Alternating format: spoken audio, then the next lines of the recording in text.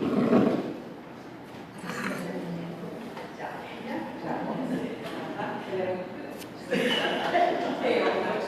certo, hein?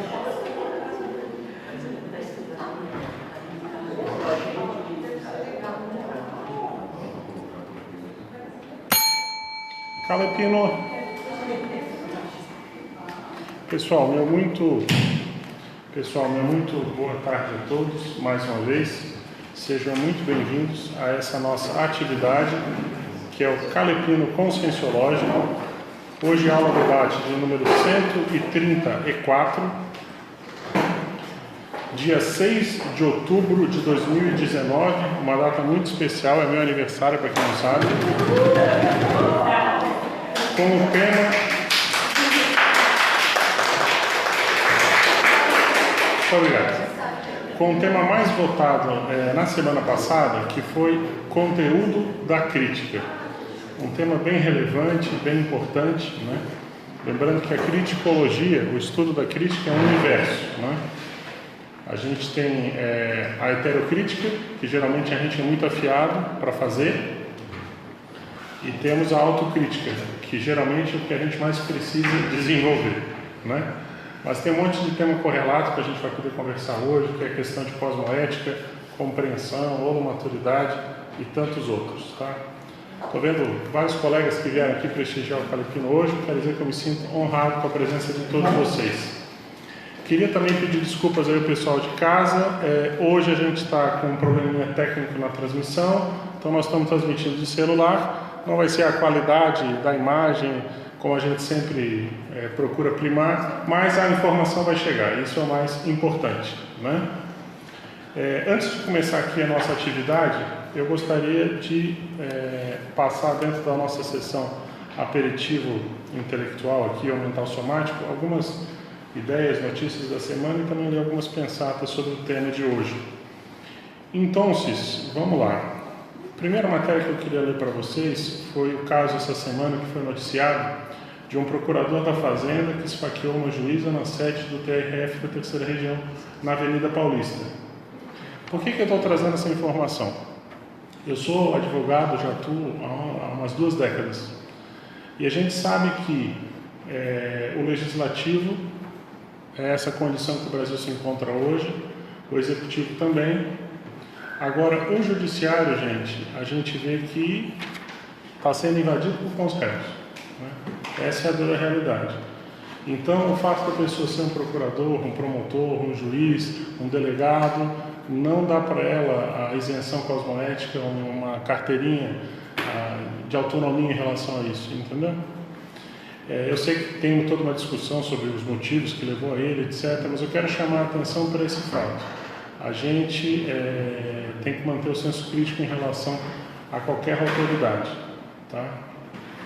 Com isso eu não estou jogando todo mundo numa vala comum, eu sei que tem profissionais muito bons, mas é algo que faz a gente refletir. Os 3 poderes nossos hoje estão no nível que a gente está vendo aí que está ficando. Quero dizer para vocês, eu trabalho há 20 anos, eu nunca vi esse nível que está aí hoje.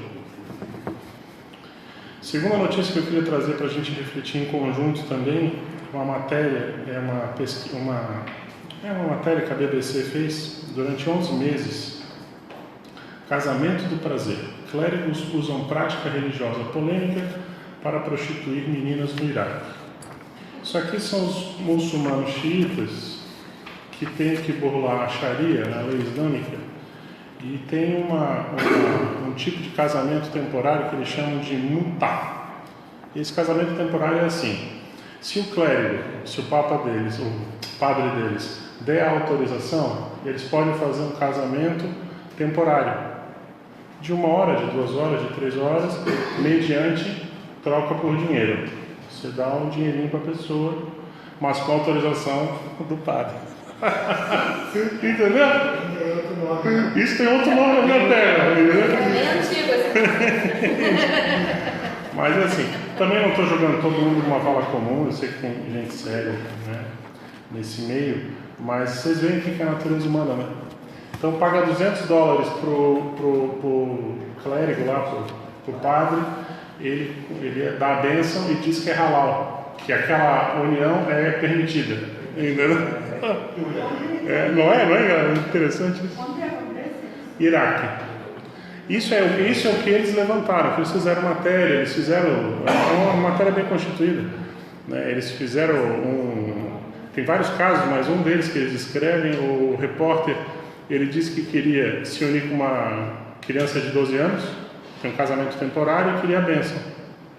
E aí ele liga para a criança, pergunta para ela, e na verdade a criança era uma repórter da BBC se passando por criança, né? Então ele liga para a criança e fala, você consente em ficar com a pessoa, né? Sim, então tá bom, tá aprovado, $200 para cá, tá halal, pode ir. É assim que é. Mas, gente, eu quero lembrar para vocês também algumas outras coisas. Hoje nós estamos fazendo 2 votações online para a semana que vem e para outra semana. Esse é um ponto importante. Outro ponto importante que eu quero aproveitar para quem está aqui agora, dia 10 de outubro, quinta-feira agora, a partir das 19 horas, nós vamos fazer mais uma edição do Verponário, né? Muita gente me pergunta, mas César, o que é o Verponário? Né? O Verponário é uma atividade mais um petit comitê, a gente não transmite ela online, e a gente tem a oportunidade de aprofundar os temas, até porque não está sendo transmitido, a gente consegue conversar num outro padrão, num outro patamar, mas depende muito das matérias que as pessoas trazem, porque ao contrário do Calepino, que a gente tem um tema para debater, o Verponário ele é baseado nos temas que as pessoas querem conversar, discutir. Às vezes é o tema da pessoa que ela está pesquisando, às vezes é uma dúvida que ela tem, e aí a gente tenta botar todo mundo junto para trocar ideia, entendeu? Nós estamos fazendo ainda teste com essa atividade e decidindo se ela vai ficar ou não, se vai ter adesão ou não, né? Então fica essa lembrança, a gente está retomando essa semana.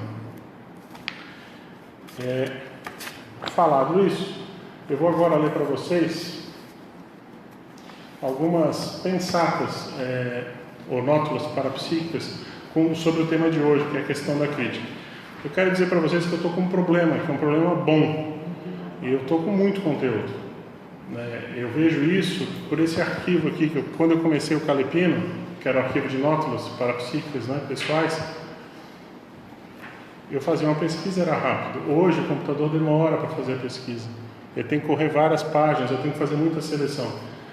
Hoje eu imprimi aqui umas 30 nótulas. Depois que eu voltei dessa viagem que eu fiz para a Europa, que eu fiquei 2 meses fora, eu acrescentei algumas centenas de nótulas. Aí agora ele tá tendo uma certa dificuldade. Tá? Mas vamos lá, gente. Contraponto. Para tudo existe um contraponto. Por exemplo, naquela heterocrítica pesada de uma consciência sobre a outra, sempre haverá o ponto de vista da criticada e no meio do caminho a verdade. Não é? Porque às vezes a gente critica, a pessoa critica a outra se achando plena da razão, mas às vezes ela esquece de ver o ponto de vista da criticada, E geralmente toda crítica muito cérbera, dificilmente a pessoa acerta. O caminho do meio, ou a verdade, está sempre ali no meio, não é nem tanto ao mar, nem tanto ao vento. Então é uma coisa para a gente refletir nesse Calepino sobre o conteúdo da crítica. Segundo, Egão. Há muitas pessoas que falam da boca para fora estarem abertas a críticas. No entanto, ficam danadas da vida quando isso ocorre. O ranço da monarquia e da autocracia de vidas passadas ainda se faz presente pela ausência da prática, de fato, do binômio admiração e discordância. Então, geralmente, se você perguntar para as pessoas se elas são abertas a críticas, todo mundo vai dizer que é. Todo mundo vai ter um autoconceito muito superior do que de fato é. A pessoa se acha muito aberta. Mas quando vem uma crítica para ela, fica danada da vida com aquela crítica que é feita. Entendeu? E tem algumas pessoas que têm essa linhagem monárquica ou de autocracia de vidas passadas, essas são especiais. Essas são capazes de botar você no caderninho delas. Entendeu? Esse aqui me criticou na data tal. Não é mais confiável. Você é muito amigo dela até o ponto em que você criticou ela. A brincadeira que eu faço aqui, que eu já cansei de falar, é a aplicação inversa do binômio admiração e discordância. Eu te admiro até o ponto em que você não discorde de mim. Se discordou, já não te admiro mais. Né? Renegação. De maneira paradoxal, muitos assistentes renegam seus assistidos. Tecem ásperas críticas pelas costas, parecendo tentar afastar de si justamente a recomposição que mais necessitam. Dessa forma, se afastam cada vez mais da formação da Equipex na pré-intermissiologia. Isso aqui, gente, é aquele caso que eu falo de vez em quando do comportamento escorpiônico do assistente. É o assistente que até faz assistência, mas se o assistido baixar a guarda, mostrar uma certa fragilidade, o assistente ele se coloca acima e se puder dar Então, é interessante que às vezes a pessoa não raciocina que o assistido está ali. Na verdade, tudo bem, é para fazer assistência, mas o maior beneficiário é ele mesmo. Às vezes ele está tendo a oportunidade de fazer uma recomposição grupocárpica que se arrasta há séculos. E qual é o problema? O problema é que essas pessoas têm muita dificuldade de formar equipe. Elas desperdiçam essa oportunidade que tem de formar a Equipex aqui já, na pré-intermissiologia. Vamos entender bem isso. Esse foi um dos pontos que o professor Valdo mais falava. Nós estamos hoje na pré-intermissiologia. E hoje nós estamos tendo a oportunidade de formar ou fortalecer os nossos vínculos maiores para a futura Equipex que a gente vai atuar daqui a pouco na dimensão extrafísica. E a pergunta que cada um tem que fazer é: que tipo de Equipex que eu estou fazendo, né? Que eu estou ajudando a formar.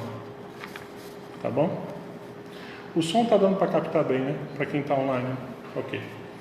Alto esforço. É muito mais fácil ser um crítico que um tocador de obras. Existem os que fazem e os que fingem que fazem. Os que fingem que fazem. Sem esforço, disciplina e arrojo, não há renovação. Nesse ponto aqui eu posso falar, eu me considero um tocador de obra, tá? Você não consegue tocar obra se você não tiver muito esforço, muita disciplina, muita organização, muita força de vontade, mas também uma certa dose de arrojo.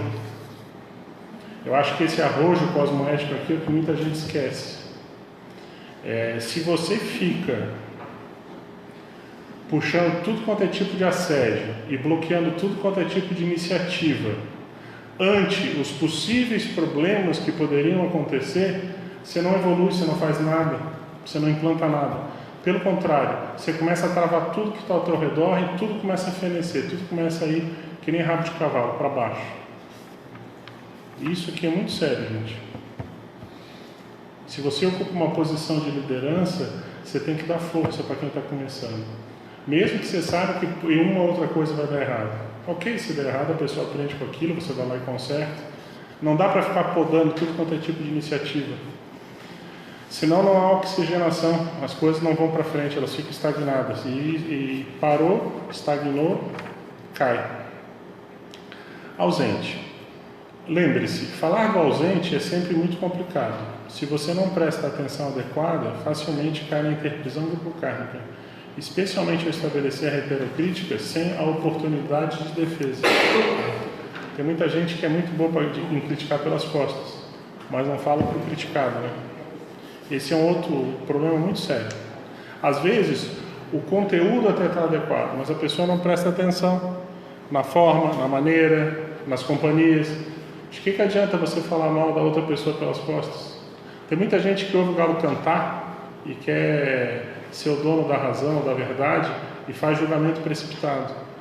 E esquece o assédio que isso gera em cima da outra pessoa, principalmente se ela domina um pouco mais de energia.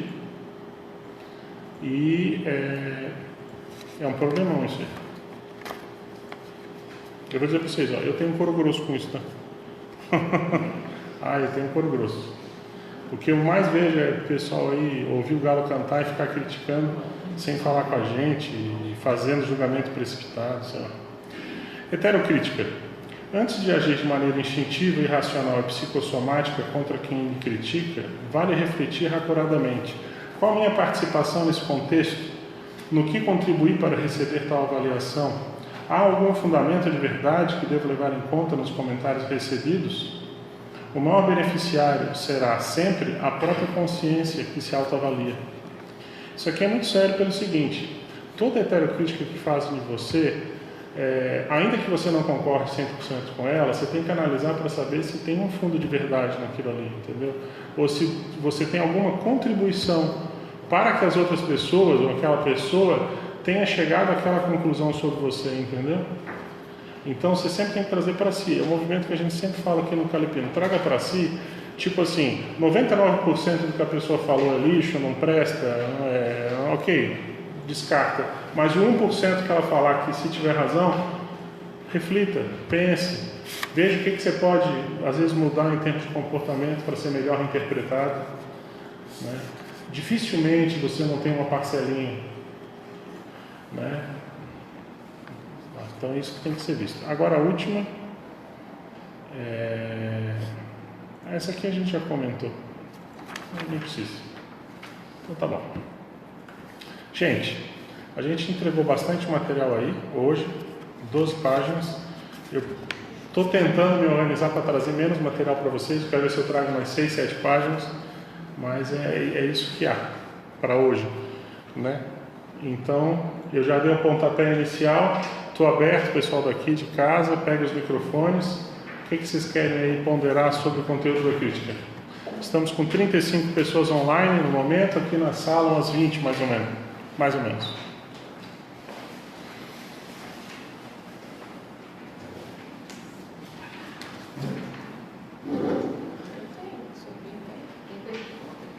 Se tem pergunta online, vamos para online. Vamos otimizar nosso tempo aí. Quer? Pega o microfone aí e toca a ficha. Aqui está muito ruim de ler com o celular, não vai dar certo. Tá ok. Então, a Alessandra Nascimento falou parabéns.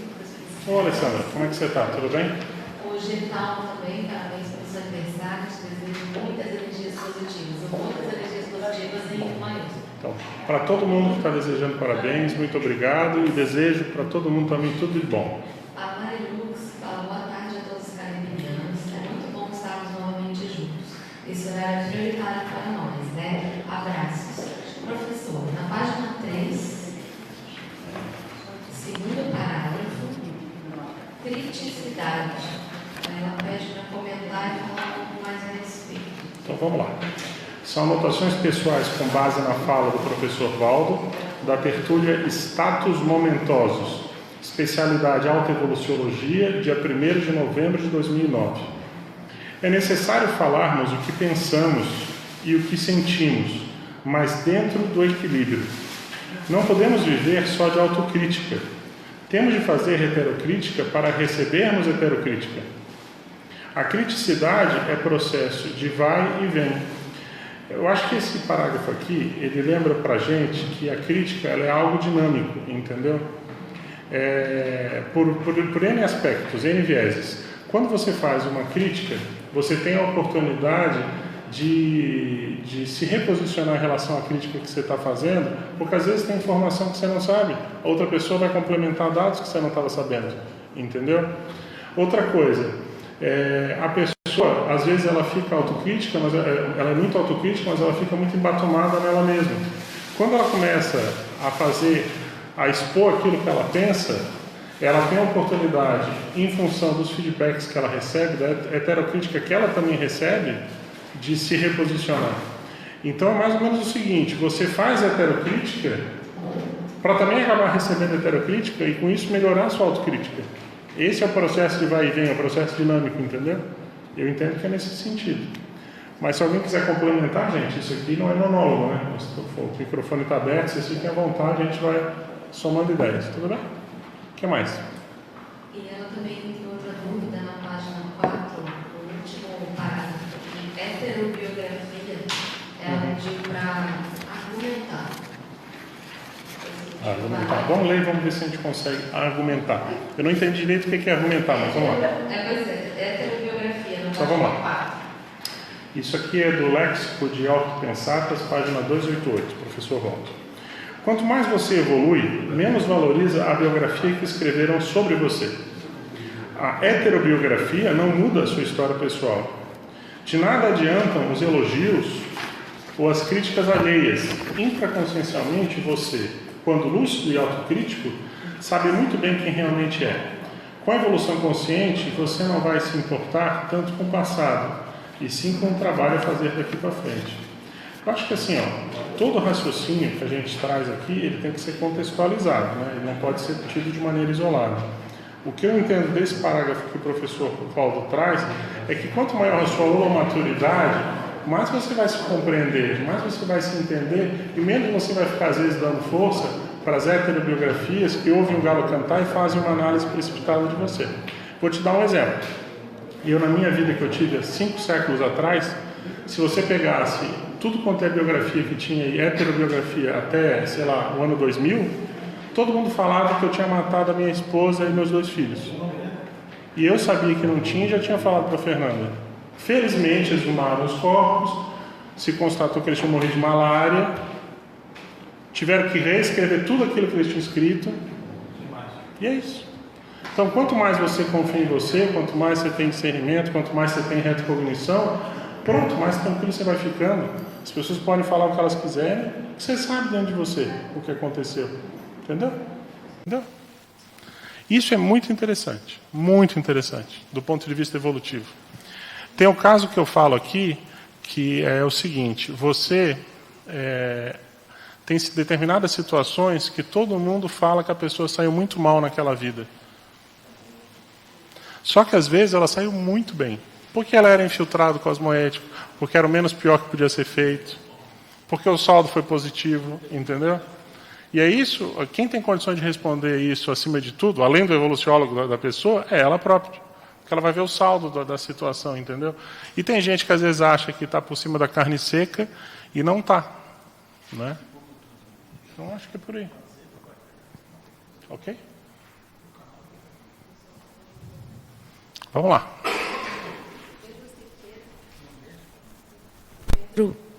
O Pedro Siqueira comenta: como dizia Santo Agostinho, prefiro a crítica que me corrige do que o elogio que me corrompe. Ok. Vou te dizer, a santa é dureza, mas assina embaixo, vai. Essa é boa. A Patrícia Montenegro pergunta: manifestação exacerbada do psicossoma durante um campo de assistência na conscienciologia falhando, é apropriado ter sido nominado de show pelo EPICOM em público? Olha, isso aí tem que analisar o que aconteceu de fato, entendeu? Porque eu não estava lá, não participei, não vi o que aconteceu, entendeu? O que eu estou entendendo é que a pessoa, ela deve ter sido, talvez, ela se expôs de uma maneira mais, sei lá, contundente e foi interpretado como se ela fosse uma vedete parapsíquica, como se ela estivesse fazendo show, entendeu? E fica difícil falar qualquer coisa, não estava lá, né? Não vi. Como é que eu vou botar minha mão nessa cumbuca aí? Ficar quietinho, né? Mas pode ser que sim, pode ser que não. Né? Eu acho que existe um pouco de endeusamento, entendeu? Em relação à postura do EPICOM. EPICOM é uma consciência que está ali aprendendo, de certa forma, a ser desperto. Né? Então, pode acertar, pode errar. Eu acho que a pessoa tem que trazer para ela. Será que ela deu margem a esse tipo de interpretação? Se foi, quem sabe? Aquilo que eu acabei de falar. Quem sabe ela tem que mudar um pouco a maneira como ela fala. Entendeu? E se é o que foi falado, ela acha que não tem nada a ver, perdoa, sobrepaira, passa por cima, vira a página. Porque senão ela vai carregar isso aí dentro dela durante quanto tempo? Para quê? E outra coisa, se ela carregasse e resolvesse, eu ia dizer, puta, carrega bastante, mas não adianta, não resolve. Fala, Fê. Eu ia reforçar o que você está falando. Quando vem uma pergunta dessa, eu penso assim, qual é a percepção que a pessoa tem sobre o que um EPICOM fala? Isso. Né? Então, o EPICOM, claro que quem conduz um curso, a gente espera que esteja mais maduro naquele ambiente, e se posicione sempre da melhor forma, mas somos todos consciências. Então, pode ter havido excesso do EPICOM, pode ter havido excesso da própria pessoa. Então, acho que é uma questão de estudar os percentuais. Isso, perfeito. Qual o percentual de cada um naquele contexto mais acertado, mais exagerado, né? Para que ela possa, na verdade, tanto o EPICOM, quanto a pessoa que passou por isso, quanto a plateia que acaba se envolvendo e se posicionando a favor de um e contra o outro, que também não é, às vezes, a postura mais madura, porque os dois poderiam ter imaturidades ali, né? Para tentar equilibrar o processo. Porque, às vezes, acontecem parapsicodramas dentro de cursos, né? Isso. Consciências que têm já uma relação multimilenar, em que... Por que quando um fala eu me incomodo, o outro fala eu não me incomodo? Né? Às vezes tem memórias que estão inconscientes que nessa hora vêm à tona e o parapsicodrama pode trazer elementos de autocompreensão da dinâmica daquelas consciências entre si. Perfeito. Vamos adiante aí? Sim. Eu queria falar sobre este apartado que põe aqui, amizade, não? Porque tem também um pouco que ver com o que ha falado a Fernanda, mas sobre todo que en las amistades, más que en las personas que conocen temporalmente, en las amistades es bien difícil hacer una crítica, porque queriendo o no, la persona no estamos, la mayoría de las veces, no estamos preparadas para admitir esa crítica y entonces nos incomoda y la crítica se convierte realmente en una lucha. La otra persona te ataca y te dice lo que tú tienes, lo que tiene el otro, etc. Mas yo acho que una amistad tiene que ser criticable y de una forma suave. No precisa criticar a la persona, você fez y tal. No, mas tiene que ser y decirle aquí las cosas que él está viendo. Él o ela tem que reformar. Claro. E tem que reciclar. Eu vou ler só o item aqui, já que você puxou. Na página 1, amizade, são anotações pessoais com base na fala do professor Valdo, da tertúlia Mega Revelação Racional, especialidade para percepciologia, 8 de abril de 2007. Um amigo real tem que criticar o outro, não pode ficar calado. Crítica amistosa, harmoniosa, pró-amigo. A amizade que encobre tudo, faz leniência, complacência, é assédio e vai contra a pessoa que entra nisso, pois cria interprisão grupo kármica. Tem de abrir mais o jogo, né? E encarar isso numa boa. Eu acho que essa é a síntese. Só que às vezes as pessoas, para conservar a amizade, não são capazes de ser sinceros e dizer aquelas coisas que essa pessoa seria impossível que mudara. Ah, sim. É porque assim, ô Mercedes, ficar bancando de bonzinho é a coisa mais fácil que tem. Querer dizer que está atingindo a desperticidade na base da anticonflitologia, que na verdade é omissão deficitária, é a coisa mais fácil que tem. A pessoa vê um monte de coisa de errado, mas ela se omite, ela fica na dela, ela não quer comprar briga, ela não quer comprar sarna para se coçar, mas ela está vendo as coisas erradas, eventualmente ela comenta com outro, mas ela tinha condições de explicitar muito mais, de abordar muito mais, ela tem força para isso, e ela não faz, entendeu? Então isso é bem complexo, principalmente quando a gente vive num grupo como a gente está hoje. Entendeu? Claro. Gente, ó, eu peço desculpa para quem está em casa mais uma vez. A gente está com um problema técnico aqui, então a câmera está meio que focada só em mim com o celular. Se conseguirem arrumar aí, a gente tenta voltar para a transmissão normal. Mas vamos lá. Eu acho que é bem difícil você fazer uma crítica aqui dentro do nosso grupo, né? Porque nós somos mais atilados, né? A gente tem uma percepção assim mais rápida das coisas. E há uns anos atrás, uma amiga me pediu para fazer a lista de trafores e trafares, eu fiz. Ela ficou um ano sem falar com você. Não por mal, entendeu? Depois ela me olhava e ela ficava agoniada, sabe? Eu nunca mais... Entendi. Eu falei, quer saber? Eu não preciso disso, não... Porque o que acontece? Você vê as coisas às vezes, né? Assim, dá um diagnóstico muito um pouco mais profundo e a pessoa não está preparada para ouvir. Então, acho que a gente tem que cuidar muito. Eu acho que é muito sério essa coisa de você ter um amigo, você falar realmente o que, né... É que a pessoa me pediu, entendeu? Eu não fui lá fazer uma crítica, ela me pediu a lista.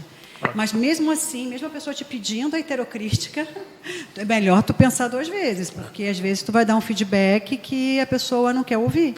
Você sabe, complicado Flávia, isso. que eu uso uma técnica, sempre que eu ouço uma crítica em relação a mim, que é a seguinte: eu sempre procuro partir do princípio de que aquilo ali é o melhor que a pessoa, como consciência, tem condições de contribuir. Entendeu? Ainda que eu discorde, ainda que eu não concorde muito, mas eu parto dessa premissa. Eu parto do princípio da boa-fé. Entendeu? E assim, quando é uma conversa tete a tete, é muito difícil eu não levar essa técnica bem ao pé da letra. O problema se dá quando, às vezes, a pessoa faz essa crítica no meio de outros para fazer autopromoção, entendeu? E aí, às vezes, não. Às vezes, você tem que realmente... Você não pode ser um rato. Aí você tem que se defender a tua autobiografia. Às vezes, você tem que se posicionar. Entendeu? Acho que é isso aí. César. Vamos lá, Bernadette. A minha pergunta é: qual atributo você percebe ou você vê nas suas vivências que você considera essencial para a Consim, para ela ter auto e heterocrítica? Porque eu vejo assim, para mim, falando sobre crítica, o que eu coloco em primeiro lugar é a consciência.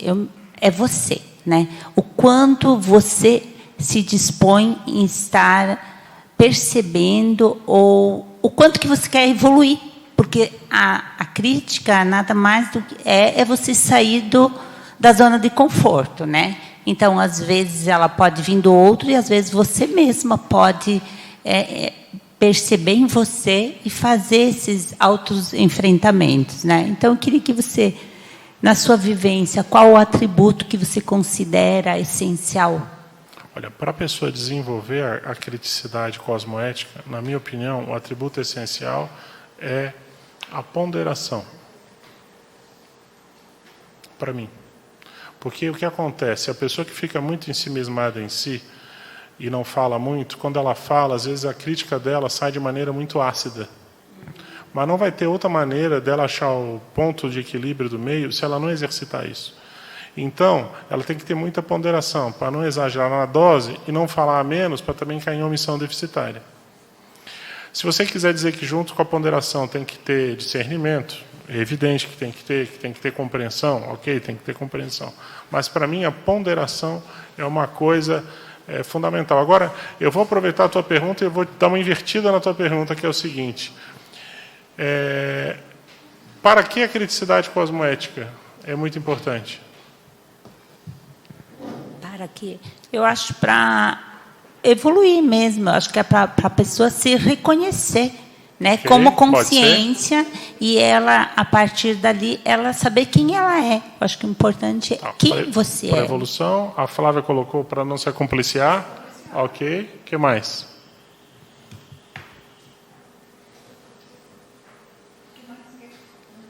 Para que você desenvolve a criticidade cosmoética? Para que você quer desenvolver? Por que é importante desenvolver a criticidade? Interassistencialidade, acertar mais.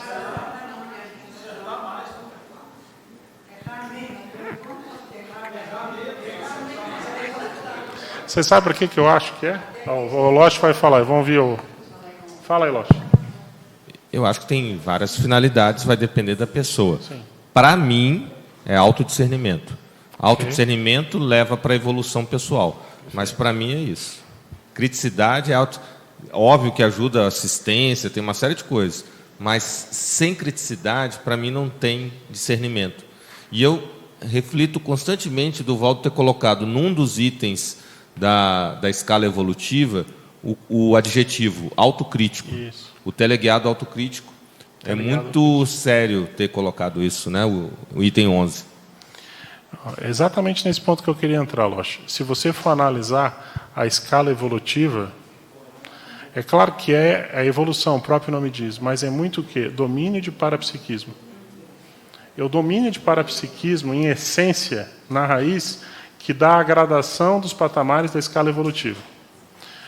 Não existe parapsiquismo, domínio do parapsiquismo mais avançado, sem o desenvolvimento da criticidade cosmoética. Para mim, essa é a chave. Quando o pessoal fala de que a criticidade ajuda a evolução, claro, ajuda a evolução para não cair em acompliciamento, para não fazer omissão deficitária, para isso, para aquilo. Mas é principalmente para desenvolver o parapsiquismo. Por quê? Você começa a desenvolver o parapsiquismo. Vamos entender bem isso, como é que eu entendo esse raciocínio. Você começa a desenvolver o parapsiquismo. Você começa a enxergar mais as realidades extrafísicas. Você começa a ver mais um monte de coisa errada. Se você dosar na crítica muito forte, se a sua criticidade não for cosmoética, o seu parapsiquismo não vai desenvolver. Você vai clefar, você vai parar no meio do caminho, entendeu? Então, parece que não tem nada a ver, né? Mas para mim é uma relação direta. A gente que estudou as inexistências, essa é uma inexistência da conscienciologia. Não existe domínio do parapsiquismo avançado sem criticidade cosmoética. Então, agora eu...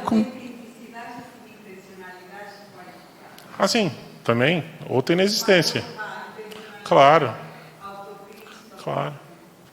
Então, eu considero a primeira resposta que você me deu para mim é que você fez ponderação, que é o viés do parapsiquismo, né? Ponderar. É isso aí, a gente tem que ponderar tudo. Esse domingo agora, eu cheguei lá domingo passado eu cheguei da viagem lá de São Paulo, que a gente fez o lançamento do Calepino. Aliás, eu queria fazer um registro aqui, gente. Muito obrigado lá ao IPC São Paulo. O lançamento foi um sucesso, sala lotada. Mais da metade da turma que estava lá, todo mundo comprou o Calepino, sem falar no livro de introdução. Eu acho que foi uma conversa muito gostosa, um bate-papo assim, de alto nível. E acho que o pessoal gostou muito, e eu gostei muito da atividade. Então, quero agradecer demais o apoio lá do pessoal. Sendo que agora, no final de outubro, dia 26, a gente vai estar em São Paulo, né? No Rio, quer dizer. Vai estar no Rio de Janeiro, fazendo o lançamento lá. Mas o que eu ia falar para vocês é o seguinte: domingo aconteceu um fenômeno interessante. Eu recebi um e-mail de uma ex-voluntária da Conscienciologia, que saiu das atividades já em 2015, e mandou um e-mail para mim dizendo: César, não sei se você lembra de mim, tá? E eu lembrava dela. E aí ela me descreve uma projeção que ela teve comigo naquela noite. E eu senti muita energia no relato dela. E o que ela descrevia? Ela descrevia que ela estava projetada, que nessa projeção estava o professor Valdo, eu estava lá e tinha algumas outras pessoas da Conscienciologia lá. E aí o que o professor Valdo falava? Falava que ele iria vir, isso domingo, tá? Que ele iria vir aqui para Foz e ficar 3 semanas, mais ou menos 3 semanas, fazendo uma espécie de auditoria, onde um acompanhamento extrafísico dos trabalhos, durante as próximas 3 semanas. E por que ela mandou um e-mail para mim? Porque ela disse que eu, nessa hora, eu falei: que beleza, porque eu estou agora aqui em viagem, mas eu estou indo para Foz hoje, e eu vou ficar lá durante as próximas 3 semanas, exatamente, eu vou ficar lá para depois viajar. E é a verdade mesmo, tá, gente? Eu vou viajar, eu voltei domingo, fico 3 semanas e viajo para Florianópolis. Quero dizer para vocês que eu não lembrava dessa projeção, ou desse fato, e relatei isso para ela. Mas eu senti muita energia e senti muita lógica. E na segunda-feira agora, eu senti o trabalho da Ateneps, talvez pelo fato de que eu ainda não tinha assentado desde que eu viajei, mas o fato é que eu senti aumentar muito a demanda extrafísica, entendeu? E para mim tem relação com uma espécie, sei lá, de limpeza ou de organização que está sendo feita extrafísica aqui da Cognópolis. Não estou me botando como a última bolachinha do pacote, só estou levantando como hipótese para os tenepsistas, para quem estiver predisposto à assistência, de repente prestar atenção, se sentiu que a partir de segunda-feira deu uma aumentada aí nos trabalhos de assistência. Porque antigamente a gente tinha um professor Valdo, né, que chegava e falava, e você tinha uma certa referência ou ajuda extrafísica. Hoje a gente tem que ficar tateando. Então, assim, eu junto o que ela falou domingo com a minha história pessoal que fecha e com o que eu senti a partir de segunda. Então, a pressão aumentou. Deve estar sendo feito algum tipo de balanço aí, algum tipo de limpeza, né? É interessante registrar, né? Então, é isso aí, a ponderação. Se eu fosse mais a priorista, era capaz de chegar e dizer: essa pessoa está fora, faz 4 anos que ela deixou de ser voluntária, ela está em outro estado, não tem nada a ver, e você pode ser simplista e fechar. Outra coisa é você pegar a informação e tentar juntar as pontas, entendeu? Acho que é isso. Fala aí, Mercedes. Sí, acho que el ítem autocrítica también es muy importante y tiene mucho que ver con lo que está falando agora. Perfeito. Então, Qual deles? O primeiro. O primeiro? Sim, o Vamos primeiro ler junto aqui. parágrafo. Você sabe que, na verdade, aqui eu trouxe uma série de itens sobre autocrítica exatamente para lembrar que o conteúdo da crítica, que é o tema desse calepino, ele engloba também a autocrítica. Porque é muito fácil você, quando coloca assim, conteúdo da crítica, você logo pensar, não, é o conteúdo da crítica que eu faço ou que fazem para mim. Mas não, tem o conteúdo da sua autocrítica em relação a você mesmo, entendeu? E não está fora do tema. Então, o que o professor Valdo coloca nos 700 experimentos, página 439? A consciência há de manter o nível elevado de autocrítica necessário para que se considere, de fato, a única responsável pelos aborrecimentos e percalços que lhe ferem hoje, ao invés de atribuí-los ao assédio de consciência ou consciexes. Empregar mecanismos de defesa do ego para camuflar os erros passados que temos de suportar com hombridade e sabedoria é fuga. Não adianta chorar o leite derramado. Você quer comentar alguma coisa, Mercedes? Sí, porque casi siempre echamos la culpa fuera, valores fuera. Isso mesmo. Es que estoy con un asediador o asediadora que me está impidiendo que yo no soy así, que tal, que cual. É bem isso mesmo. Y claro, es que eso es mentira. A mayoría de las veces É a própria pessoa. es la propia persona É isso mesmo. que está en un estado de poco trabajo pessoal y entonces enseguida cae en cualquier cosa de esta, ¿no? Você sabe uma coisa que eu acho interessante nisso que você está falando? É o seguinte. Às vezes, a pessoa, ela põe na cabeça que ela tem que fazer algo. E às vezes ela arruma até uma desculpa para ela. Não, mas isso que eu vou fazer é assistencial. Mas, no fundo, ela está fazendo aquilo ali um pouco por capricho. Para autopromoção, não era bem aquilo que era para ela fazer. Ela pode até estar fazendo assistência, mas teriam outras coisas mais importantes e mais prioritárias que ela devia estar fazendo, entendeu? E, às vezes, o que acontece? Como a intencionalidade dela, como a Maria Cristina falou, ela não está ajustada, o ponteiro da bússola está um pouco descalibrado, começa a acontecer um monte de mini acidente de percurso com a pessoa. E a pessoa, no afã de querer afirmar para ela mesma que ela está agindo certo, que ela está no caminho certo, ela começa a querer atribuir a isso aqui. Ah, não, isso é assédio contra mim, assédio contra essa obra maravilhosa que eu estou fazendo. Mas, no fundo, ela não está parando para refletir, entendeu? Então, eu acho que isso aqui, para mim, é um item muito sério. Você tem que ter maturidade para trazer para você aquilo que você erra. A gente não acerta tudo nessa dimensão, gente. A gente sempre tem um percentual de erro, né? Faz parte da vida. Quanta coisa, né? Eu estou completando hoje 47 anos. Estou com quase meio século de vida. Quando eu olho para trás, eu fico pensando assim, puxa, eu já acertei muita coisa, mas quanta coisa eu já não errei, né? Quanta coisa, se eu pudesse refazer, eu não refaria? Refazia, né? Refaria, né? Então, eu acho que esse é o tipo de coisa que a gente tem que refletir, né? Cada um dentro de si. Perfeito? O que mais? Sobretudo, um minuto, pensando assim, você nunca vai reciclar nada, porque não é culpa sua. Sim, sim. E é muito importante isso. Claro. ¿Sabes? Porque siempre son nosotros y yo no tengo que hacer nada. Isso. Eu tenho que fazer, claro que sim. E Mercedes, como eu também acho muito importante a pessoa ter momentos de crise na vida dela de vez em quando.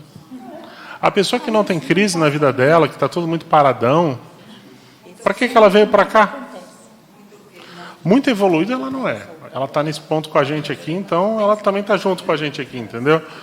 Então, ela tem que fazer o quê? Ela tem que aproveitar esses momentos de crise para exatamente se autoanalisar, refletir, né, ver por que ela está tendo aquela crise e o que ela pode fazer para mudar, para superar, para reciclar. Você tem perguntas aí, André? Vamos lá? Vamos lá. A Bárbara Maia fala boa tarde, acompanhando de Barcelona. Ana Maria Tavares, bom dia a todos, abraços de Portugal. Deixa eu aproveitar e fazer um registro. Essa semana a gente deu uma aula, quinta-feira, para o grupo da REURBEX, da Reurbanização Extrafísica, um grupo internacional. Tinham 26 pessoas de 9 países. A gente conversou sobre parasegurança a maior parte do tempo, e na parte final a gente falou sobre institucionalização do grupo, né? Se vai ser colégio invisível ou vai ser pré-IC, se vai ser para que rumo que garra. Achei bem interessante. Foi uma aula bem bacana. Mas desculpa aí, continue. Muito obrigado também, tá, ao convite, ao grupo da REURBEX, deu tudo certo. A Patrícia Montenegro, ela que fez aquela pergunta sobre o curso de campo, ela concordou com a Fernanda, falou que a questão foi resolvida diplomaticamente, o campo estava instável, apesar da experiência do EPICOM. Penso que ele poderia ter assistido à situação, intervindo efetivamente para ajudar na assistência. Deixei o campo no último dia de curso. Não levei nada de ruim, manifesto gratidão por ele e pelo trabalho, mas não pretendo retornar àquela IC. Achei importante falar, porque ela Deixa eu agora falar uma coisa que eu estou sentindo a inspiração de falar. Estou metendo um pouquinho minha mão na cumbuca sem saber da missa um terço, como se fala. Mas é o seguinte, às vezes, o que está sendo falado não é para a Consim. Às vezes são para as consciências. Eu quero que ela leve isso em conta no julgamento dela. Eu já vi isso também. Entendeu? Professor Valdo, a pessoa faz uma pergunta lá simples, daqui a pouco vem uma carga de energia. Às vezes não é para a Consim, é para a Consciex. Avalia isso. Tá? Uma ideia, uma sugestão. O que mais? Simone Batistella Zanella. Simone Batistella é parente do Paulo Batistella, lá de Florianópolis, será? Deve ser, né? Fala aí, Simone, vamos lá. Quando somos jejunos e percebemos assédio do próprio grupo em cima de nós, qual o melhor modo de reagir? Sendo que as pessoas consideram-se muito mais experientes e deixam isso claro.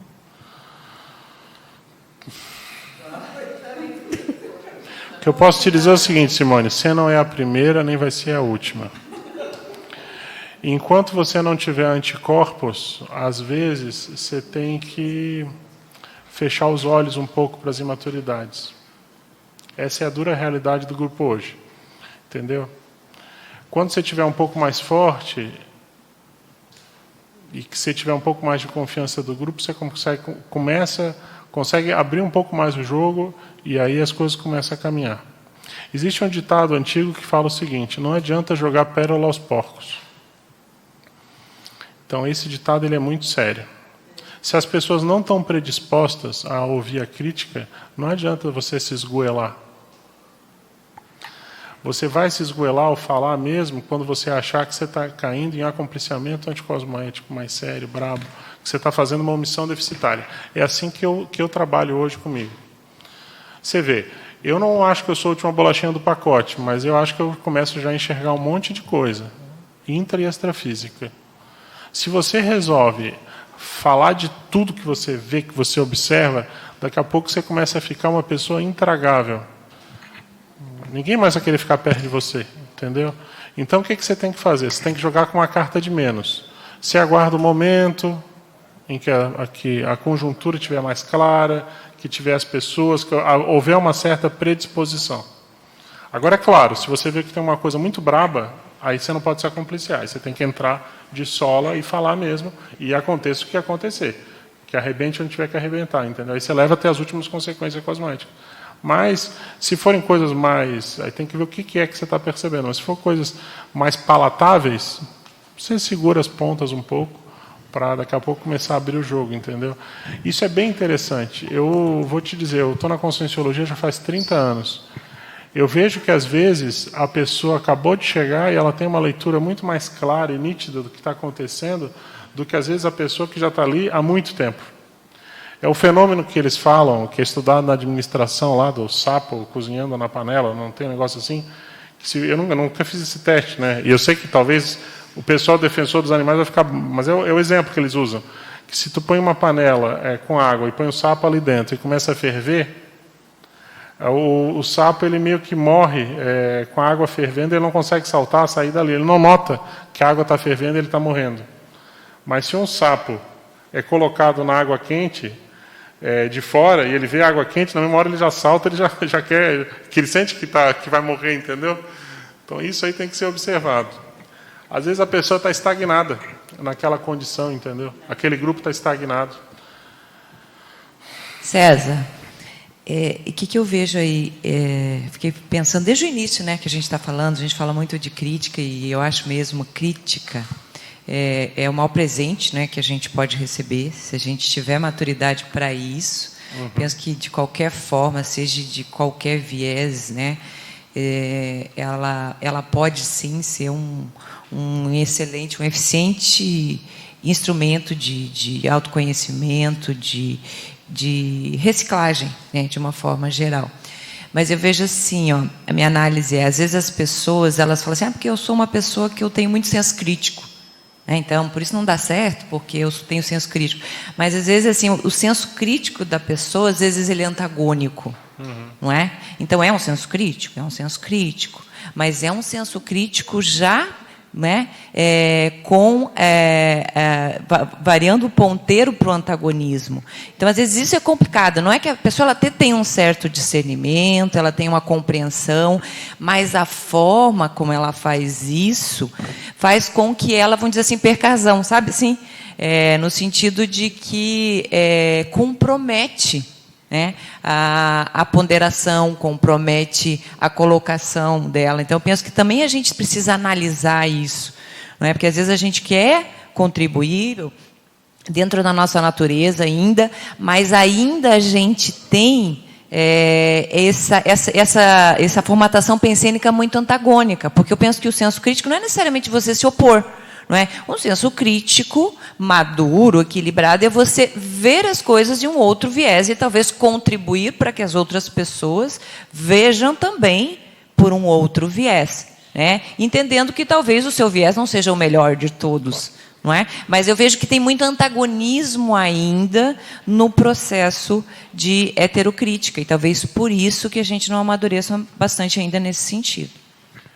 Eu acho que assim, toda crítica que você faz, tem alguns itens que eu estava falando isso antes, que você tem que observar, que é basicamente as companhias, o local e o momento. Basicamente é isso. Então, às vezes, o conteúdo da crítica é até adequado, mas a forma que a pessoa coloca, Exato, com as companhias, ou no momento que não está adequado, tudo isso invalida um pouco, né? Então, claro, a pessoa tem que estar observando tudo isso na hora que ela vai colocar a sua crítica. Agora, gente, eu só queria fazer 2 registros, que eu vejo que o pessoal está abordando isso, e eu não posso deixar de registrar 2 verbetes da enciclopédia que eu trouxe aqui para vocês. Um é do professor Valdo, Consciência Crítica Cosmoética, onde ele traz uma relação de 30 itens, né, do que seria a heterocrítica cosmoética e a anticosmoética. Então, assim, por exemplo, heterocrítica anticosmoética para ele é intolerantismo do orgulho injusto, julgar os outros por si, obliquidade de julgamento simplista, pertinácia no erro de abordagem, pré-julgamentos apaixonados, sabença de orelha ou elogismo, ver tudo sombrio como princípio, vista curtinha, mente acanhadinha e etc. Então, fica a indicação de leitura. E o outro verbete é da professora Adriana Lopes, que é o verbete hipercriticidade à crítica, né, que é um paradoxo. A pessoa que é supercrítica, mas sem é a crítica, né? Então, ela coloca o seguinte na fatologia: o sentimento de superioridade alimentado no momento da heterocritiquice. Eu achei bem interessante isso. Que é a pessoa que critica, mas ela critica com um sentimento já de superioridade. Isso é bem comum, principalmente quando a pessoa começa a se achar muito. Às vezes, um pouco da incompreensão, às vezes se dá por causa disso, né? A pessoa ela vai falar, mas ela não faz a assistência horizontal. Ela já quer fazer uma assistência vertical sem ter autoridade moral para isso. Perfeito. Aí não dá. Perfeito. E às vezes por isso que vem o antagonismo também. Isso, exatamente. Por isso vem o antagonismo. Fala, Flavinha. É assim, né? Essa coisa da crítica, eu fiquei muito tempo na Conscius e a gente passou por muitos consciências cobaias, né? do conscienciograma. E é bem difícil, porque, na verdade, ninguém quer receber crítica. A verdade do ser humano é essa, ninguém gosta, entendeu? Não é agradável. A pessoa chega lá e apontar, né? É um processo seu. E o que eu vi assim, na experiência lá? É horrível, realmente, no começo dá um... vem um leão, assim, dentro de você, entendeu? Mas você também aprende. Às vezes, aquela crítica, ela se repete. Falando, pô, mas de novo? Aí tu começa a desconfiar, né? Será que o pessoal está certo? Claro. Falaram de novo essa coisa, será que realmente... Então, eu acho que é muito bacana. Agora, só que eu acho assim, tem que ter o local certo. Ali é o local para fazer isso, entendeu? A pessoa que se predispôs a sentar ali e ouvir a galera que está sentada. Ou vai ouvir coisas, né, heterocríticas positivas, outras neutras, e outras, às vezes a pessoa não gosta de ti, vai aproveitar aquele momento. Eba, fulana está ali, ela vai lá e joga com tudo, entendeu? Então, assim, mas agora é que eu vou falar mesmo, né? E aí ela aumenta de tamanho a coisa que não é tão grande assim, que você às vezes nem tem o traço, mas a pessoa vem em ti, porque na verdade ela está colocando a raiva dela. Mas eu acho que o Consciência Cobai, ele te ensina a você se vacinar, e tu fica forte, entendeu? Porque... tu aprende a se defender também, a gente não fica mais bobo. Mas eu acho que esse exercício de você saber se criticar e saber receber a heterocrítica e saber se defender, eu acho que a gente ainda não sabe fazer, um exercício diário aqui dentro.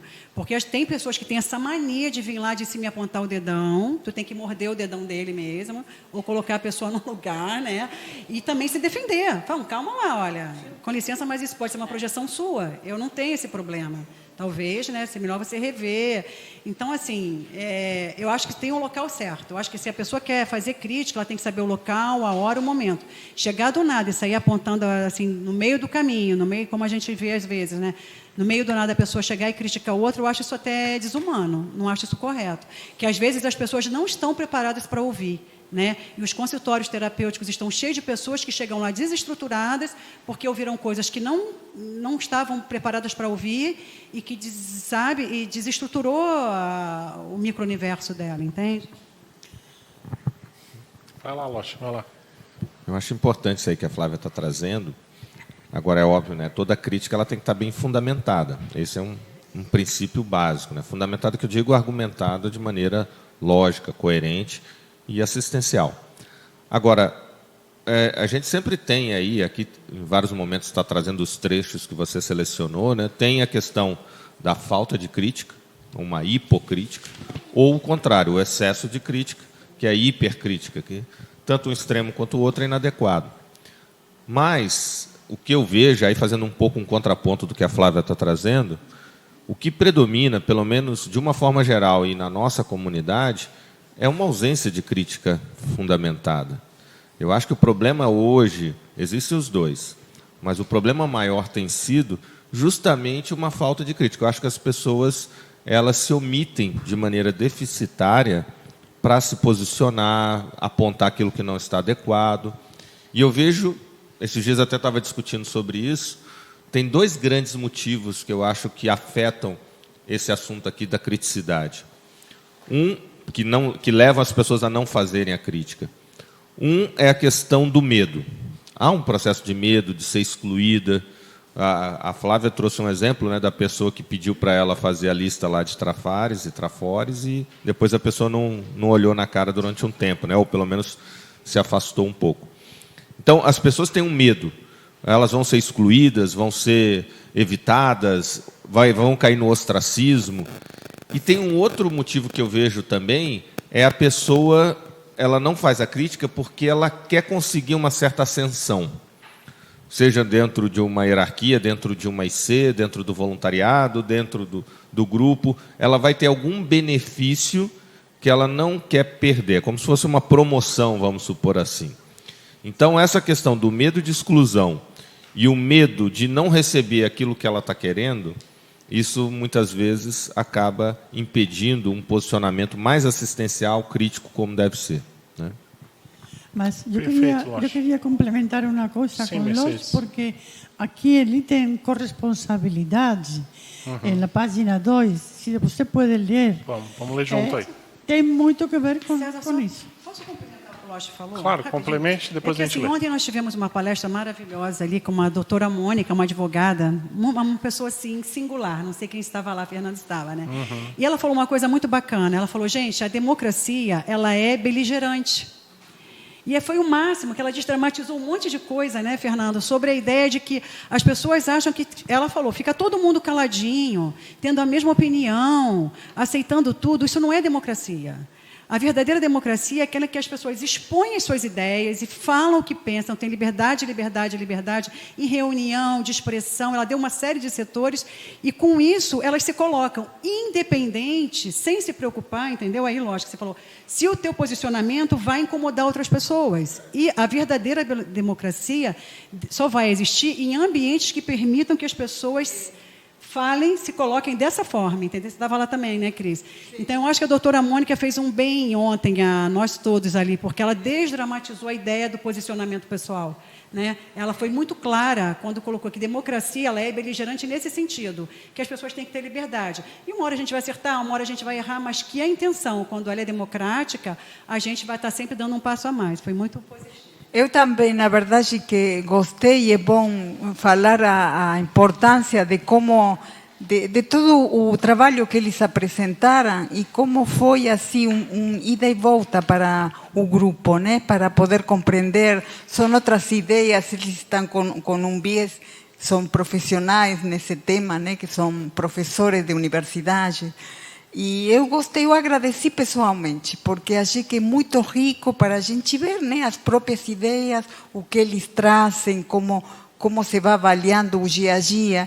Disso de beligerância eu pensava na debatologia, né, que é proposta. Por exemplo, o debate, que pode ser, que precisa de força, né, de energia assim, mais bem de agressividade, mas também se falou de respeito, né, que quando tem ambiente democrático deve ser primordialmente o respeito, o interrespeito. Eu também fiquei muito, muito grata. Ontem eu tive de manhã lá, no lançamento do livro da Carla, não pude ir à noite, mas eu achei o padrão de energias, desde a dessoma do professor Valdo, eu não tinha visto ainda aquele padrão de energias que eu vi ontem no lançamento do curso dela. Com todo o respeito que eu tenho aos colegas, a todas as apresentações que eu já vi lá, o padrão de energia que estava lá ontem, para mim, foi um dos maiores. Tá? Essa Mas, percepção foi clara. A minha leitura é que a Carla, primeiro, ela é representativa de um grupo muito sério. Ela é antiga, ela é um daqueles jurisconsultos antigões. Então, esse é um ponto. Quando ela vem um monte de gente junto. Segundo ponto muito sério, eu acho que a gente precisa reforçar essa cultura de democracia hoje na CCCI. Então, ele é um tema que chama a atenção extrafisicamente e é um tema que a gente está precisando disso hoje. Então, acho que os amparadores vêm, de certa forma, para ratificar e dar essa chancela energética da importância, para a gente levar a sério, entendeu? A importância da democracia. Eu assino embaixo de tudo que o pessoal está falando aqui. Agora, Mercedes, eu vou ler só, para a gente não perder o fio da meada, página 2, item corresponsabilidade, é isso, né? Se você, com sua heterocrítica, ajuda a derrubar outra consciência, a pô-la no fundo do buraco, passa a ter corresponsabilidade de modo inevitável nos erros da mesma. Isso aqui, ó, é aquele critério para você... Tudo bem, Gelane? Seja bem-vinda. É aquele critério para analisar se a crítica está sendo cosmoética ou não. Isso é uma coisa que eu aprendi nas aulas de conscienciologia lá do início, com o professor Valdo também. Se você quer avaliar se a pessoa está sendo cosmoética na crítica, olha o saldo. Olha o que é que ficou depois que ela passou. Se dá a impressão que deu uma arrasia, assim, que está todo mundo derrubado, desmotivado, acabou tudo. Não dá, não dá. Teve alguma coisa de errado. A pessoa tem que parar para questionar, entendeu? Por mais que ela diga que ela falou tudo porque tinha que ser feito, porque imagina, Sim, aqui, o que ela está fazendo, na verdade, é impactoterapia, e tem um monte de coisa que, às vezes, a pessoa entra no mecanismo de defesa do ego para justificar as posturas dela. Mas isso é bem sério. Como é que ficou o saldo, no final? Né? Ela passou, o que ficou? Uma coisa é chamar a atenção à pessoa por coisas que ela tem que reciclar. E outra coisa é derrubar a pessoa. Por muito que seja verdade, aunque fosse verdade, há coisas que você não pode traspassar. Claro, Não pode derrubar uma pessoa Claro. com uma crítica. Não pode. claro. César, eu gostaria de fazer uma pergunta. Tem o Lost aí também, e se ele quiser também contribuir. Qual é o viés da liberologia dentro da crítica? O viés é você, eu acho que é nessa linha que foi falado, de não se acompliciar. Mas quer complementar, Loche? Fala aí. Passa o microfone ali para o Loche, por favor. Olha, para mim é fundamental você ter liberdade de expressão para poder fazer a crítica. Essa é uma condição necessária. Agora, mais necessário ainda da liberologia é a questão de você ter o libero pensene. Porque você só realmente vai fazer uma crítica de maneira mais fundamentada se você é uma livre pensadora. Ou seja, o que vem a ser livre pensadora? Por isso que tem uma relação direta criticidade e liberopensenidade, né? Ou liberologia também. É você ter os seus posicionamentos não compromissados com uma liderança, com um grupo, com uma ideologia, com uma religião, com um dogma, com um grupo, ou seja, nem com as suas próprias opiniões passadas. Então você pode se posicionar sobre qualquer assunto, qualquer temática, mas você não tem, veja só, eu estou falando, você não tem um compromisso, não quer dizer que você não seja influenciado, mas você não tem um compromisso ou obrigatoriedade de estar alinhado, de acordo com todos esses fatores: ideologia, filosofia, doutrina, dogma, crença, grupo, liderança e até mesmo seus posicionamentos passados e, sobretudo, dentro do nosso paradigma, com alguma influência extrafísica, ou seja, com a questão de assédio.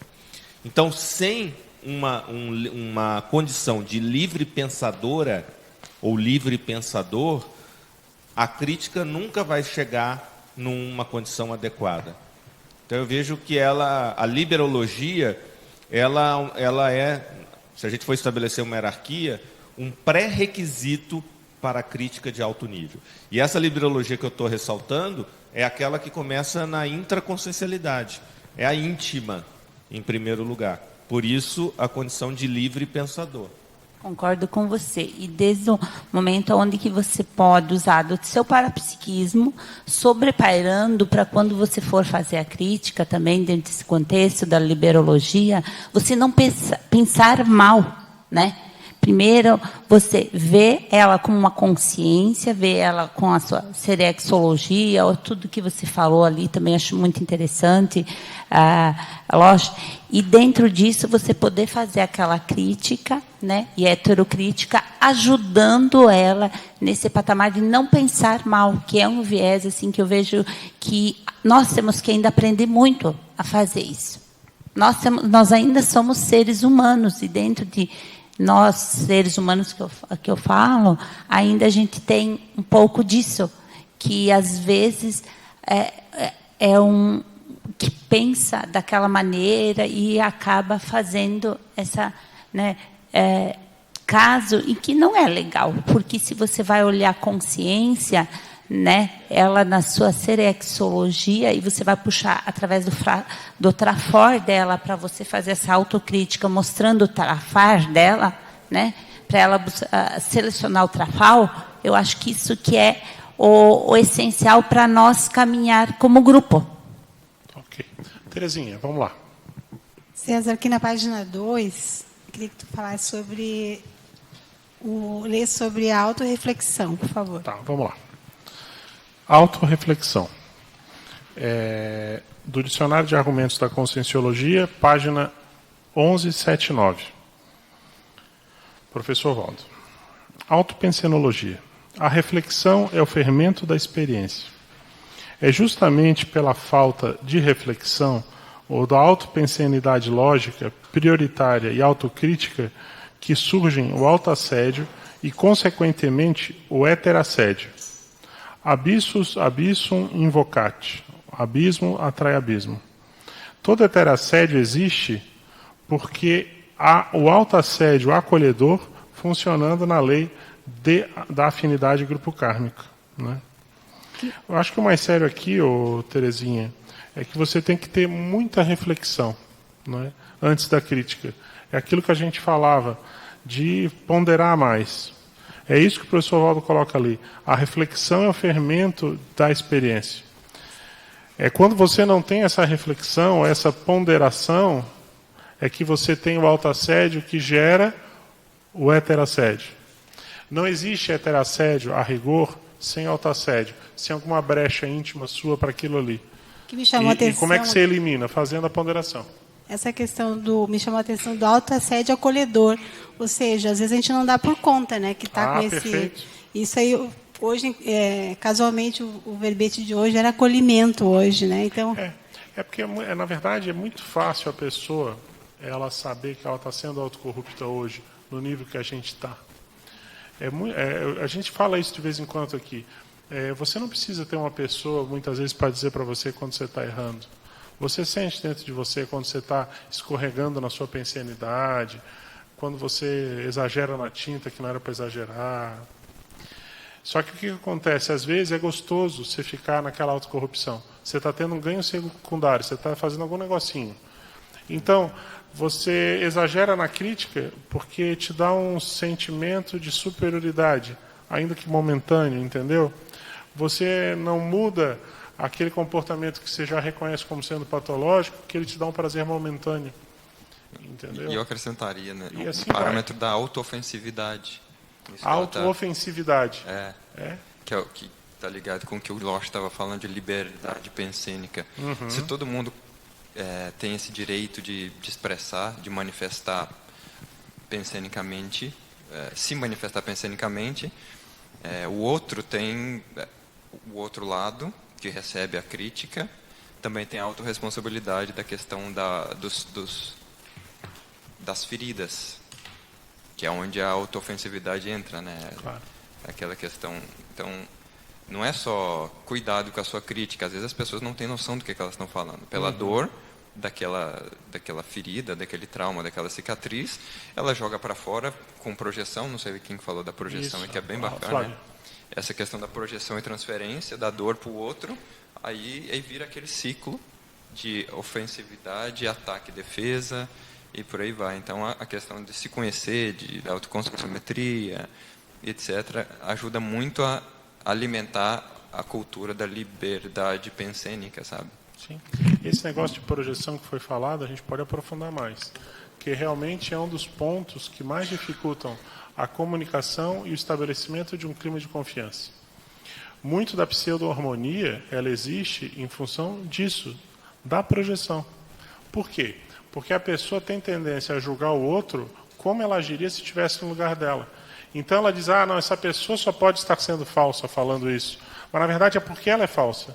Aí ela projeta e ela tem tendência a julgar o outro por ela, como que ela agiria, entendeu? Essa semana eu tive um caso bem clássico disso aqui na IEC, entendeu? Um caso bem crítico, bem sério, bem tenso.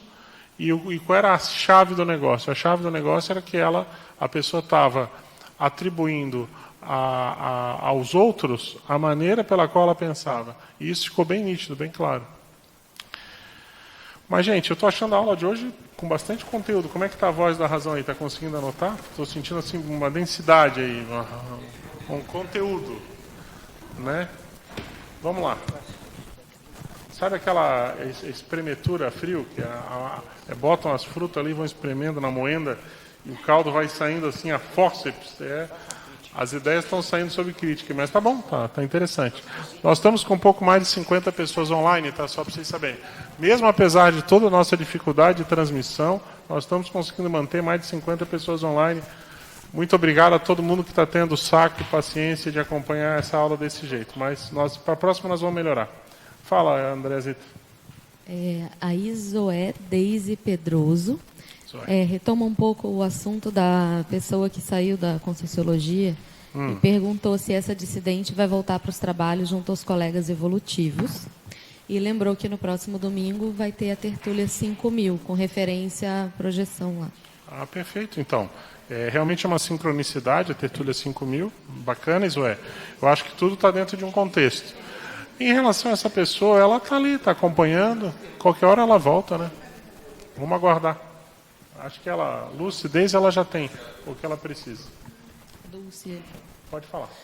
A Bárbara Maia comenta: a ponderação, ao meu ver, é fundamental, inclusive para discernir os momentos adequados para a realização de críticas daquelas situações às quais você não é a pessoa mais adequada para fazer a interpelação.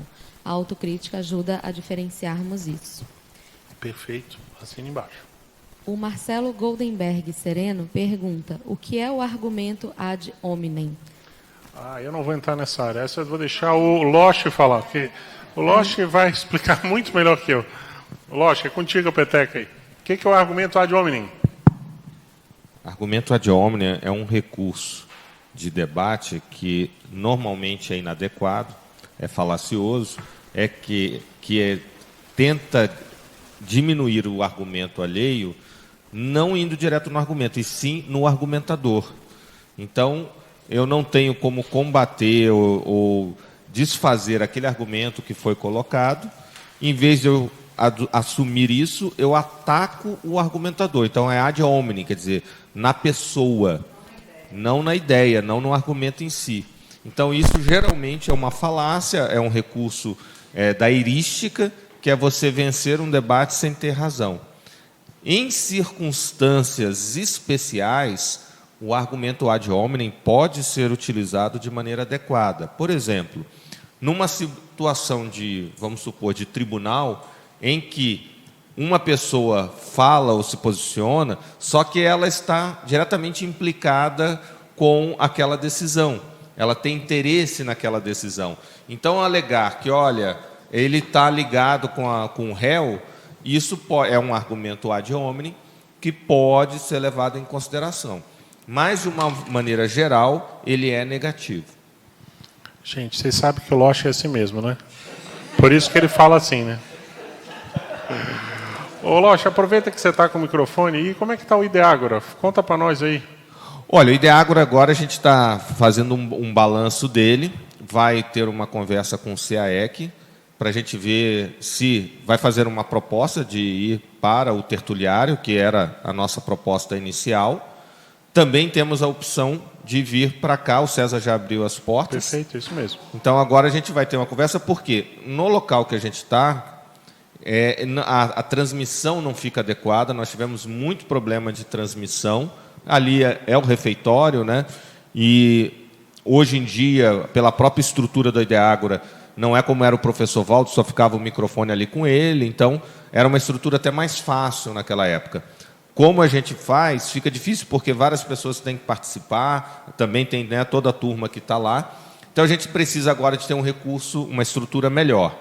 Então, aguardem, logo, logo a gente está retomando aí, já com ele muito mais otimizado. Ótimo. Gente, tem alguma participação online, não?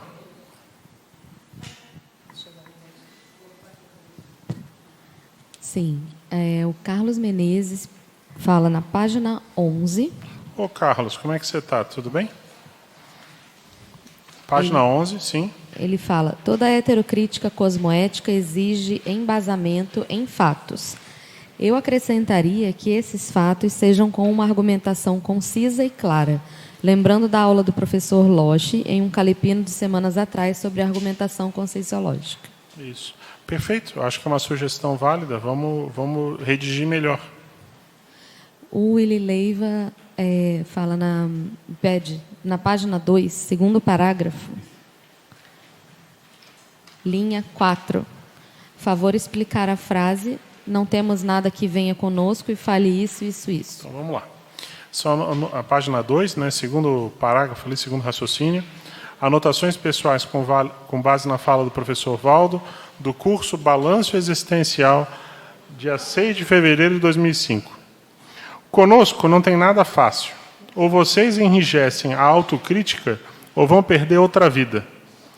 Levar com profundidade a focagem daquilo que é mais importante e fazer a convergência da nossa dedicação, dos interesses, observando o emblema, princípio, a legenda da Proexis. Não temos nada que venha conosco e fale isso, isso, isso. A Proexis é ótima porque faz a pessoa se redefinir. Definiu a Proexis no curso intermissivo, chegou aqui, vai revalidar, assinar embaixo, ratificar. Eu acho que essa frase que te deixou encucado aí é no sentido de que você não precisa ter uma pessoa vir de fora e dizer para você que você tem que fazer isso na sua vida, entendeu? Isso, alguma coisa. É você que vai buscar a sua programação existencial, entendeu? Aí é que a gente, às vezes, tem uma postura acomodada. A gente quer que pessoas que supostamente a gente acha que são superiores, mais evoluídas, digam aquilo que a gente tem que fazer ou deixar de fazer. E eu acho que isso aqui é uma coisa que a gente tem que trazer para a gente. É nesse sentido. Se quiser complementar, fica à vontade. Vamos adiante. Claro. Claro. É interessante você trazer essa fala do professor Valdo lá no balanço 2005. É um dos primeiros balanços, né? A gente agora já está indo para o 18º balanço, 18º ano. E eu queria só aproveitar, então, César, fazer um convite. Nós vamos fazer pela primeira vez o balanço existencial na Europa, na Alemanha, em outubro do ano que vem. Inclusive, o César e a Fernanda vão ser um dos palestrantes convidados com estudo de caso. Nós vamos ter 8 EPICONs no balanço, vão ser 2 campos. Nós vamos ter vários outros convidados, gente da Alemanha, gente da Suíça, que vão apresentar seus estudos de caso. E o tema vai ser REUBEX, Reurbanização Extrafísica. Então, fica aí o convite, 16, 17 e 18 de outubro, vai ser em Friedrichsdorf, que é colado com Frankfurt. No ano que vem, então, vai ser um momento histórico para a gente considera que é um divisor de águas, só aproveitando o gancho aqui de uma fala do Valdo no balanço. Tá? 16, 17 e 18 de outubro, balanço Europa. Ótimo. Vamos lá, Andréa Zita, quem mais? A Marilux fala, muito boa esta. Antes de criticar, precisamos conhecer mais. E fala, na página 8, se pode expandir... Aí eu ainda não localizei onde que está exatamente na página 8, que ela fala, se pode expandir, quem não adere às auto- e heterocríticas não é convidado às comunexes evoluídas, que é do léxico, página 472. Eu também não encontrei, não. Se o pessoal quiser ajudar...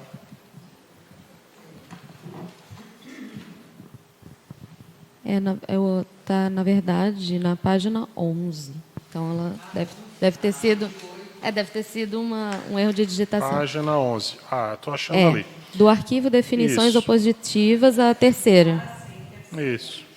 Ela pediu para expandir essa... Não, Marilux, eu acho que assim, o professor Valdo está botando no léxico que você não vai conseguir, de fato, ser convidado para as comunidades extrafísicas mais avançadas, mais evoluídas, se você não desenvolver sua auto- e heterocrítica. Por quê?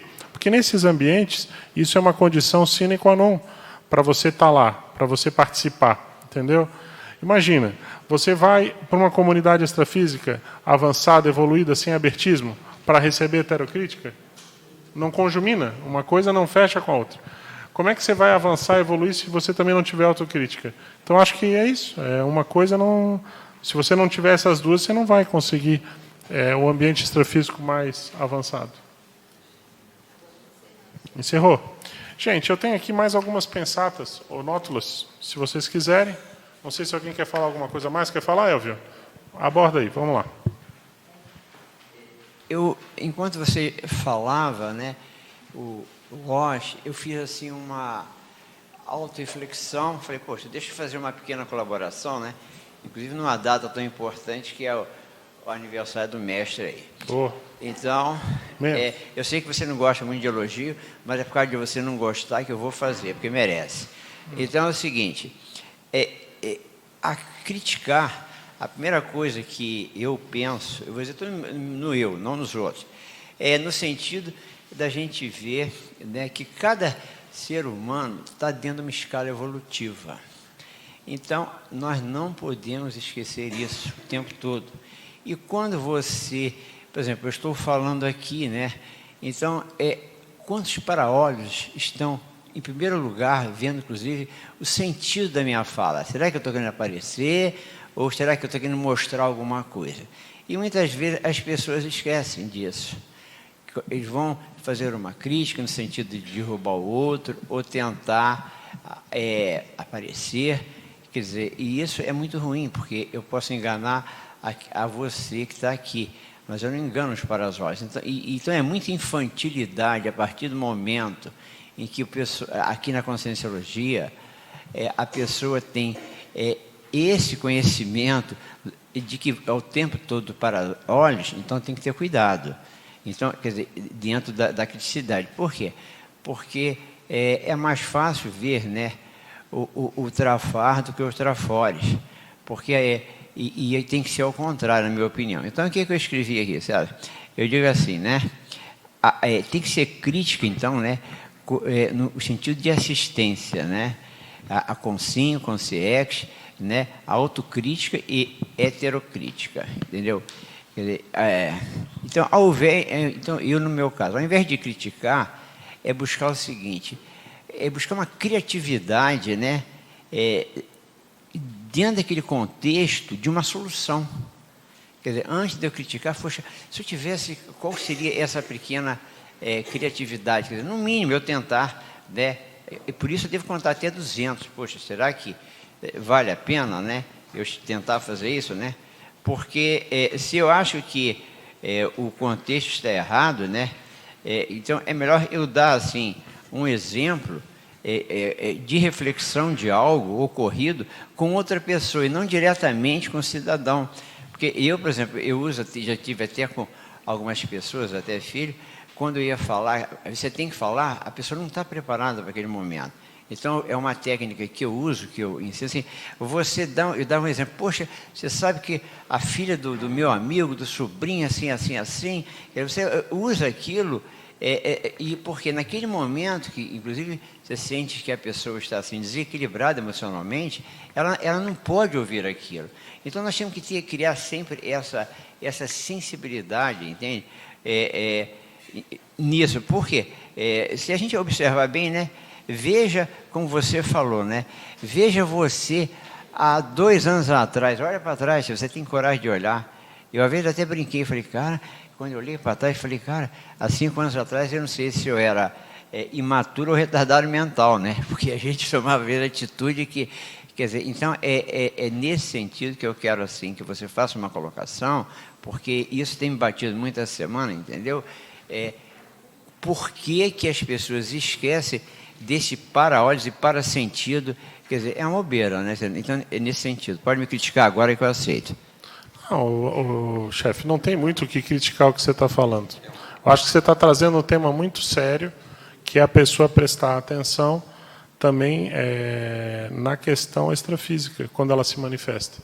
Às vezes a gente tem a tendência de olhar só do ponto de vista dessa dimensão, mas extrafisicamente está tudo escancarado.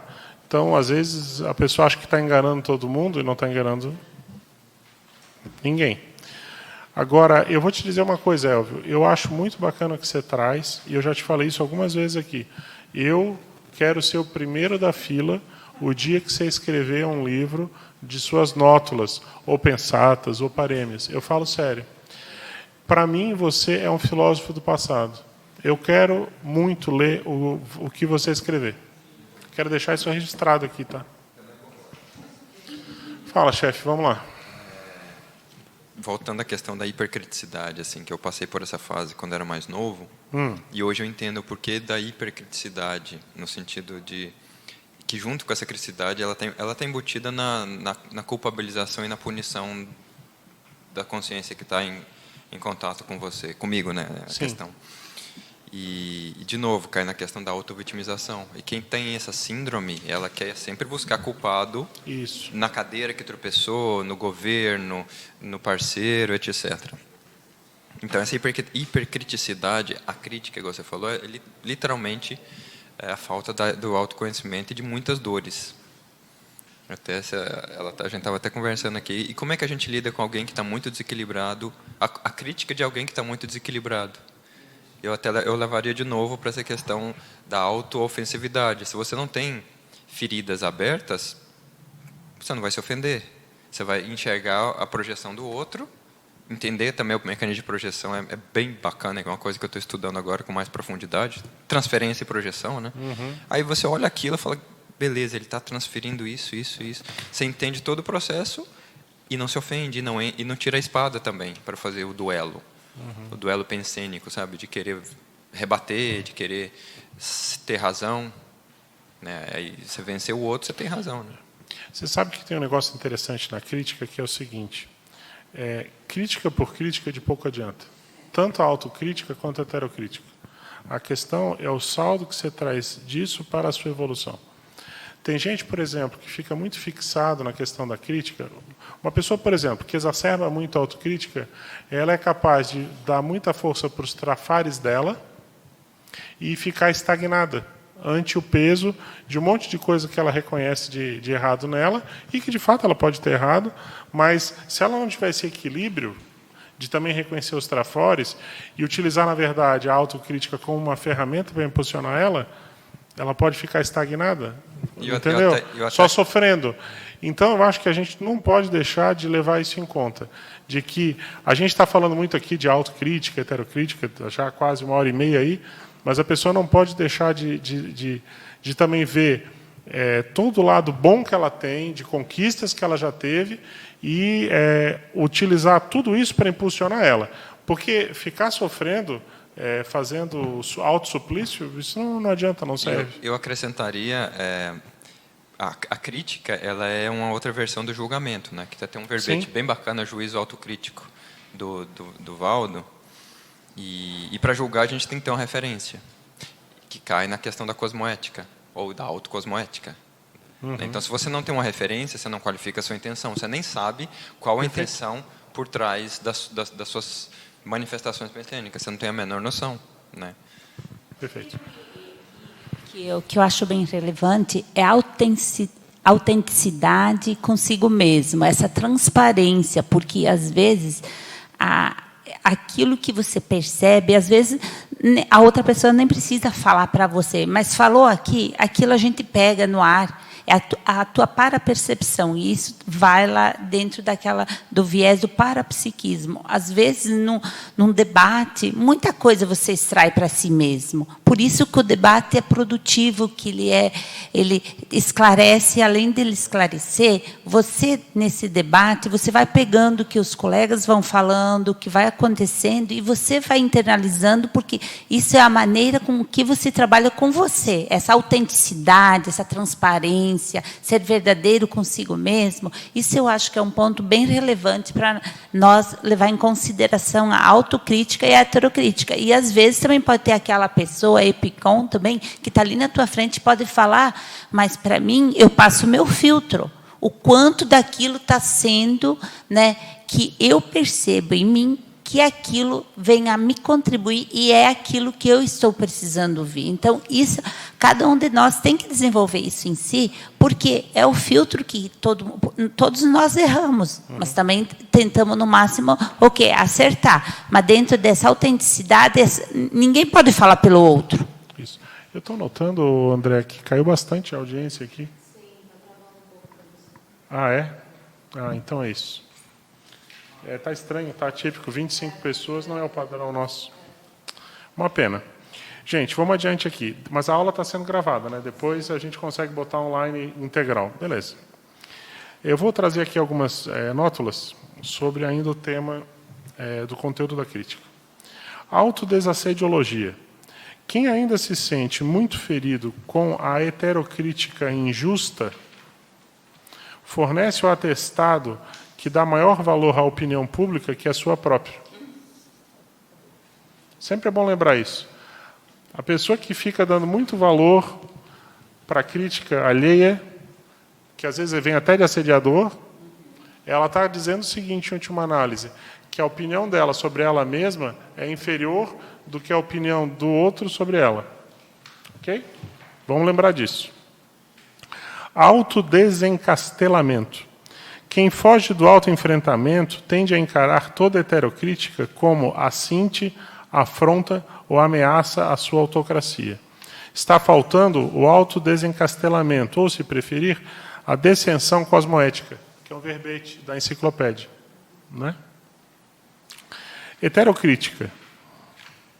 A heterocrítica coberta de razão, mas realizada em ambiente ou com as pessoas inadequadas, pode ser extremamente assediadora e prejudicial. O assistente lúcido reconhece tais variáveis e sabe avaliá-las antes da realização de quaisquer observações, mesmo com as melhores intenções. A gente já falou bastante sobre isso. Autoexposição. Quando permanecer muito na crítica muda a conduta das outras pessoas, lembre-se que é muito fácil, em tese, calar que assumir o ônus de suas opiniões. Que tal falar um pouco mais o que pensa? Interagindo, damos a oportunidade de revermos nossos conceitos. Também já abordamos isso. Heterocrítica. Antes de reclamar do outro, veja bem se o problema não é antes consigo mesmo. Essa é a projeção que a gente estava falando. Pseudo-abertismo. Há pessoas que perguntam sua opinião pro forma. No fundo, não desejam ouvi-la. Desejam apenas passarem tal impressão e a imagem de serem abertas. Mas, ao ouvirem ideias discordantes das suas, adentram no módulo instintivo de autodefesa, considerando-se mordidas além de morder. É a subhumanidade em ação. Se agem assim mediante tão só uma opinião discordante, como terão acesso às heterocríticas mais caras a si próprias? Isso a gente já abordou aqui também. A pessoa diz que está aberta à crítica, e aí na hora que vem a primeira crítica, já fica danada da vida e fica contra quem criticou. Eu queria, dentro das máximas da conscienciologia, há aqui duas que me parecem interessantes. Vamos lá. Quem critica deve apontar as saídas. Porque, claro, solamente com a crítica se consegue pouca coisa. Pode dizer, mira, aqui tal, você poderia fazer, não sei o que. E a outra é, a maioria de nós somos expertos em heterocrítica e pouco em autocrítica. É isso aí. Temos que analisar. Ó, gente, para quem está em casa, que não escutou direito o que a Mercedes falou, ela está pensando duas máximas da conscienciologia. A primeira delas é do Homo sapiens Pacíficos, página 886. Quem critica deve apontar as saídas. Criticar é fácil, gente. Qualquer pessoa um pouquinho mais lúcida com discernimento pode chegar a criticar um monte de coisa. Eu quero ver criticar e dar também uma saída, um caminho, uma solução. Isso é bem sério, a gente não pode esquecer. Né? E a segunda é essa que ela falou, que a maioria de nós somos experts em heterocrítica e pouco em autocrítica. A gente começou a aula de hoje assim, né? Falando exatamente isso. Né? O que mais? Posso falar? Fala aí, Flávia. Eu queria falar sobre a hipercriticidade, porque ela também é uma forma de manipulação. Né? A pessoa, para se manter no poder, ela expõe a dificuldade do outro. Eu estou lendo um livro chamado Deus Não é Grande, estou terminando. O livro é fantástico, acho que todo mundo tem que ler esse livro. É do Christopher Hitchens. E ele é um intelectual que ele denuncia todas as formas de manipulação dentro das religiões, que ele tem um conhecimento amplo. E, gente, isso é tão sério, porque todos nós somos super frágeis. A gente não sabe se defender. A pessoa vem com aquilo tudo, com aquele argumento, te detona e as pessoas aceitam, entendeu? A gente aceita porque a gente não está acostumado a esse tipo de confronto. E o Hitchens, ele é um especialista em debate. Ele ficou famoso por ser um confrontador dessas ideias grandes, né? Ele escreveu muito. O cara é fantástico, já dessomou. Qual o nome do livro mesmo, Flávio? Deus Não é Grande. Deus Não é Grande. É Christopher Hitchens. Acho que o Valdo até falou já desse livro, na época, na Tertúlia. Foi ele que indicou para a gente ler. Estou lendo agora, né? Então, assim, o que a gente vê, assim, Isso, exatamente. Então, assim, essa hipercriticidade como forma de manipulação, ela é muito perigosa, porque os líderes usam isso sabendo que as pessoas têm as suas fragilidades, seus pontos fracos e atacam exatamente ali. Aí a pessoa se cala. Claro. Aí a pessoa fica ali carneiro, né? E porque você foi exposto. Então, a gente tem que aprender, além de se defender da projeção, se defender dessas pessoas manipuladoras e com má intenção. E a pessoa está tão acostumada a fazer isso, né, tão naturalmente, que nem ela sabe que ela é assim. Olha como é séria essa coisa da hipercriticidade, né? Você sabe uma coisa que eu acho muito séria dentro disso que você está falando, ô Flávia, é a responsabilidade que um professor tem. O professor, quando ele está com o microfone na mão, quando está todo mundo olhando para ele, o que ele fala, ele tem que pensar bem o que está falando, né? Porque tem muito peso. Ele pode estar fazendo a cabeça das pessoas, não dando oportunidade às pessoas pensarem. Ele pode, às vezes, entrar com argumento de poder. É bem complexo isso. Dentro da conscienciologia, a gente tem vários tipos de argumento, né? Um deles, que eu acho bem complexo, é o argumento parapsíquico. Entendeu? Que é difícil, né? Como é que você vai debater com argumento parapsíquico? Mas é o que os religiosos também usam, né? Não, o argumento parapsíquico eu acho que é um diferencial nosso. A questão é que a pessoa tem que saber, dentro da argumentação, a validade ou o alcance daquele argumento.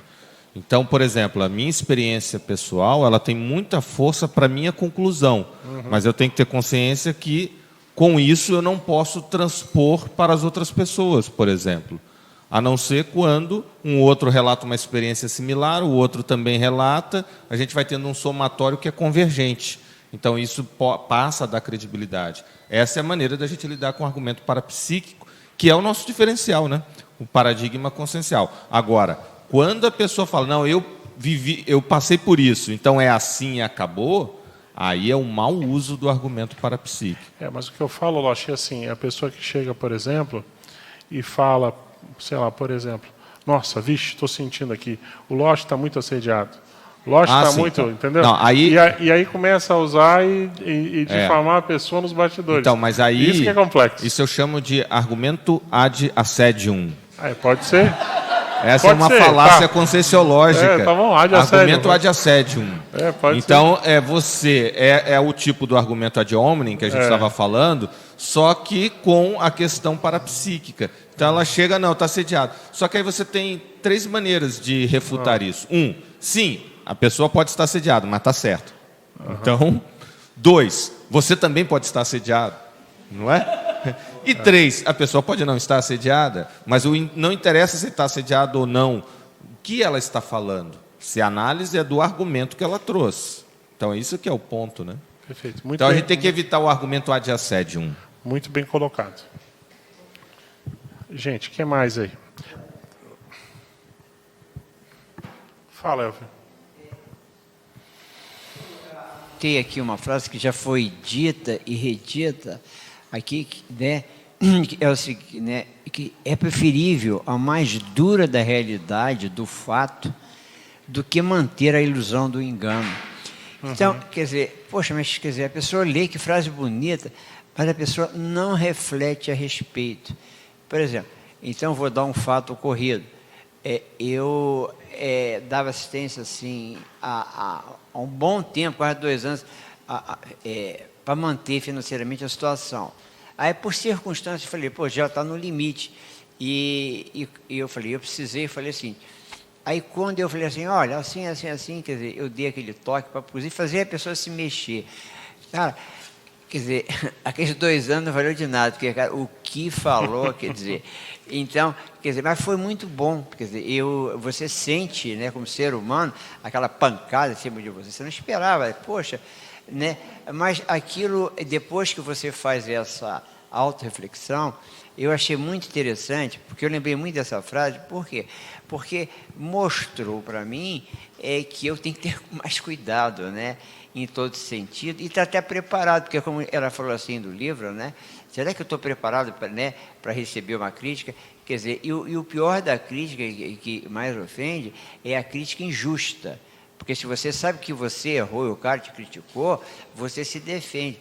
Mas eu acho que, no meu caso, por exemplo, quando faz uma crítica injusta, quer dizer, mas a gente tem que se preparar para isso, né? Eu tenho que fazer aí, quer dizer, então, mas quando recebe essa crítica, ou esse engano, poxa, é a melhor coisa que tem. Então a gente nunca pode esquecer dessa frase, que eu amo essa frase, né? É preferível a mais dura da ilusão, do engano, do que você ficar amigo de um cara que, no fundo, ele está com uma intenção com você. Você sabe, Elvio, que esse seu relato me lembra um pouco a questão de que é uma máxima dentro até dos estudos da conscienciologia, de que enquanto você está dando a teta para o pessoal mamar, você é o amparador, o mega amparador. Na hora que você tira a teta, você vira o assediador de todo mundo. Eu já cansei de ver isso, entendeu? Então, quando você realmente assiste, ajuda, você tem que ajudar e assistir sem ter nenhum tipo de expectativa de retorno. Você ajuda porque você entende que é o mais adequado, é o certo, é o mais cosmoético, e pronto. E então, aí some um pouco essa questão da injustiça que você relatou.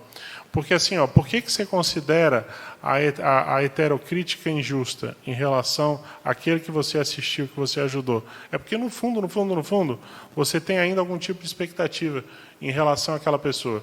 Você acha que aquela pessoa tinha que ser agradecida, que ela tinha que te corresponder de uma maneira X, Y, Z. Se você não tem expectativa nenhuma, você corta pela raiz qualquer tipo de raiva, ou mágoa, ou frustração. Você não vai considerar aquilo como sendo injusto. Entendeu? Mas, gente, a gente já estourou aqui o nosso horário. Eu acho que a Terezinha quer falar. É isso, Terezinha?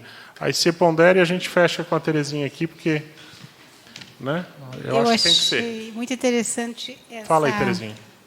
Aqui na página 11, que é a máxima das máximas que diz, no início da linha ali, página 11, quanto maior o patamar evolutivo, maior a obrigação de exercer críticas cosmoéticas.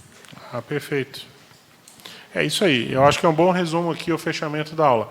Lembrando que isso aí, na verdade, também é uma proporção, né, da conscienciologia. Quanto mais a pessoa acha que ela está evoluída, mais ela tem a obrigação de dar o exemplo, né, de fazer críticas cosmoéticas. Acho que é um bom resumo. Gente, está todo mundo bem até aqui?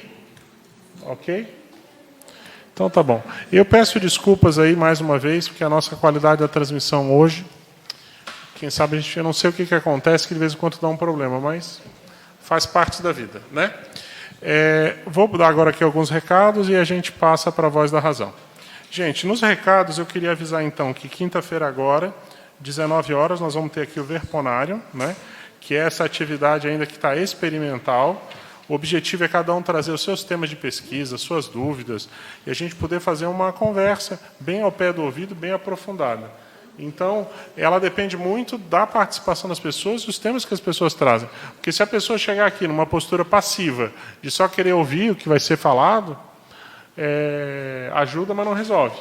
Né? Então, é o convite que eu faço. Venham com seus temas, tragam as suas dúvidas, seus pontos de pesquisa, sei lá, e nós vamos conversar sobre isso. Tá? Quinta-feira agora, às 7 horas da noite. Outra coisa que eu quero lembrar, dia 26 de outubro, né, no final desse mês, nós vamos estar lá no Rio de Janeiro, fazendo o lançamento do Calepino, na sede Rio. Vai ser das 4 às 6h30 da tarde. Vai ser em Copacabana? Vai ser na sede do IPC em Copacabana, isso mesmo. Chefe, eles falaram, eu não sei se... Eles falaram que cabe 55 pessoas lá, ô Elvio. Eles me falaram que cabe 55. Eu estou confiando que 55 dá para... É uma conversa boa já.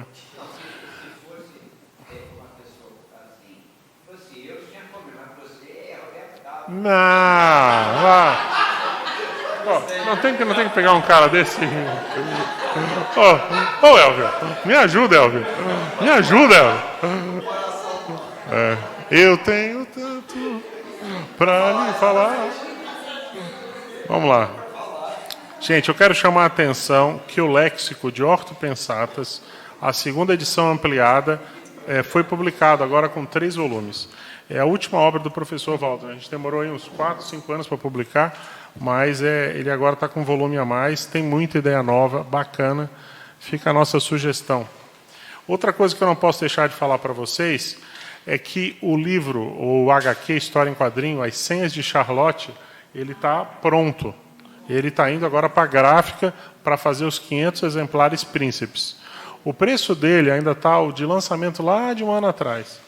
R$280. Na hora que ele chegar aqui, chegou, não foi lançado, chegou 350. Agora eu quero falar para vocês. Quem vê a obra, eu tenho certeza que não vai querer deixar de comprar. Tu tive a oportunidade de ver, né? Lógico. Porque assim, ó, gente, é A3, todo colorido, é uma edição de luxo, numerada, autografada pelo roteirista e pelo desenhista. Você tem além da história do Cristo Espera por Ti, você tem todo um elenco da Conscienciologia, muito sério. Tem lá o Valdo Vieira, criança, adolescente, adulto, tem transmentor, enumerador, monja, parapsicoteca, o curso intermissivo, tudo que vocês pensar. Tá uma obra bem interessante. Tá? Então, eu acho que quem é intermissivista, que não comprar, eu tenho certeza que vai ficar chupando o dedo, porque vai ser feito só 500 exemplares, da edição Príncipes. Depois vai ter uma edição comercial, que vai ser pequenininha, né, um tamanho mais convencional. Né? Então, fica a minha dica. Pode comprar lá no Shopcons. Outro curso que eu queria divulgar bastante, gente, é o ECP3. É um curso que é raro, não é tão comum. Ele está sendo feito aí dia 24, 25 e 26 de janeiro de 2020, lá no Hotel Bristol, Vista Azul, em Domingos Martins, Espírito Santo. Ele é um curso para construir o laboratório Conscienciarium, que é aquele laboratório onde a pessoa vai ficar 10 dias em imersão, isolado, lá no meio da mata, refletindo sobre a sua vida. É um curso muito sério e é um curso que dá condições de ajudar também a construção de outro projeto super relevante. Lembrando que o ECP3 ele é um curso que não tem assim pré-requisitos, né? Ele é um curso aberto. Qualquer pessoa que quer trabalhar, sentir um pouco as suas energias e trabalhar com as suas energias, vai lá. Vai ser uma ótima oportunidade. Quero lembrar a todos que a TV Cognópolis começou uma nova série, que já começou a postar agora no YouTube, no canal dela, né, no YouTube, que é a série Autores da Conscienciologia. A gente está chamando de Grafocons, né? E todos os autores da Conscienciologia estão começando a ser entrevistados. São programas de meia hora de duração, a pessoa fala o livro que ela escreveu. Quem escreveu mais de um livro vai dar mais de uma entrevista. E já começamos. Já está lá a Mabel, agora Eduardo Martins. Tem uma série, uma sequência lá. Mas só que é um trabalho longo, que são 80 autores, mais de 80, é muita gente. Tá? Mas dá uma olhada lá que vocês vão ver que agora vai começar a turbinar mais o conteúdo. A gente está resgatando uns materiais antigos da Holomemória. Eu acho que agora vai dar uma encorpada num dos repositórios, na minha opinião, também sérios, oficiais aí da Conscienciologia. Tá? Quem quiser ajudar o Calepino, gente, fica o convite para ser monitor. Aliás, eu queria agradecer demais todo mundo que ajudou hoje aí, Mercedes, Silvia, Juvenal, Chicão, André, Fernanda, um monte de gente que ajuda. E se alguém quiser doar também papel carta, a gente precisa de papel carta para publicar. Toda semana a gente entrega aí né, bastante folha, a gente precisa de papel carta, tá? No mais, eu encerrei os recados, gostaria de passar agora a palavra para a nossa voz da razão de hoje, que vai apresentar um resumo do nosso debate. Professora Fernanda Schwarzer. Vamos lá. Então, conteúdo da crítica. Quando fazemos uma crítica, damos oportunidade de saber algo que desconhecíamos e de nos reposicionar. Tem determinadas situações que todo mundo diz que a pessoa saiu mal de uma vida, mas, de fato, ela se saiu muito bem. Em alguns casos, era infiltrada cosmoética. Anticonflitologia não é omissão deficitária. Existem autocríticas com objetivo de autopromoção. Para que desenvolver a criticidade cosmoética, não existe domínio parapsíquico avançado sem a criticidade cosmoética. Acidente de percurso não é contrafluxo. Há quem justifique suas ações dizendo que é pela assistência, quando de fato é um capricho e haveria outros trabalhos mais assistenciais a serem feitos. Há consciências recém-chegadas no grupo evolutivo com uma visão mais clara dos fatos do que as consciências mais antigas do grupo. Toda a crítica deve estar bem fundamentada. A postura crítica pode ser motivada pelo medo da exclusão ou de não obter um benefício. A verdadeira democracia é beligerante, no sentido de que as pessoas se posicionem, mesmo que isso não vá agradar. O livre pensar, apoiado no libero pensene, qualifica a crítica. A heterocrítica pode estar apoiada no viés de que a pessoa criticada está agindo como a pessoa que critica agiria.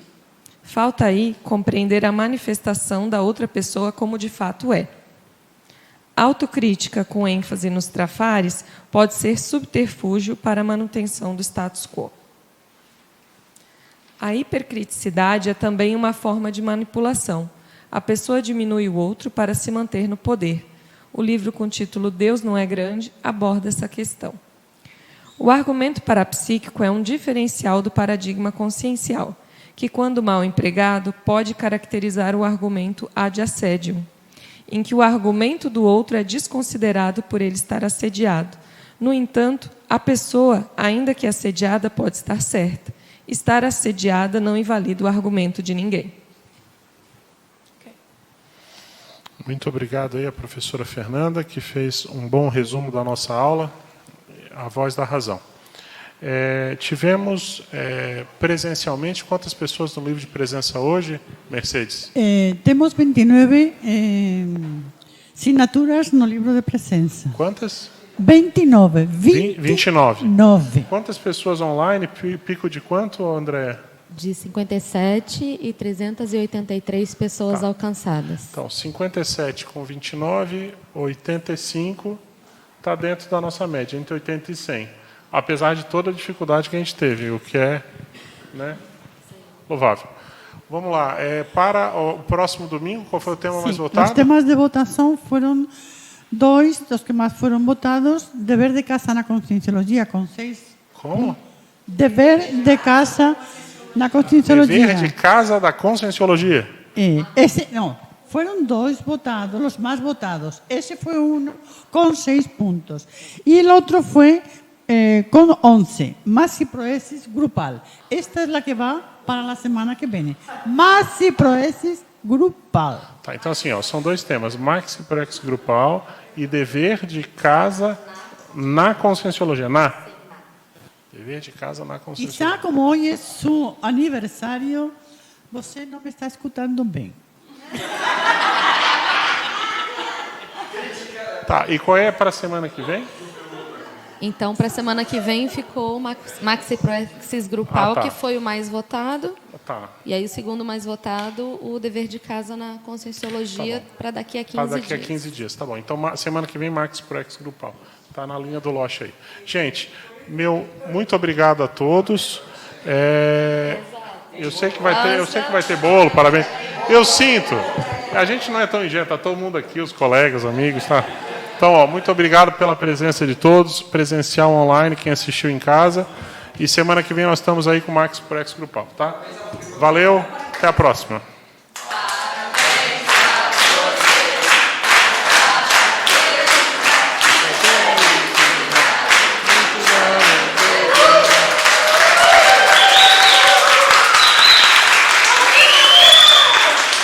Muito obrigado. Muito obrigado. Muito obrigado. Valeu.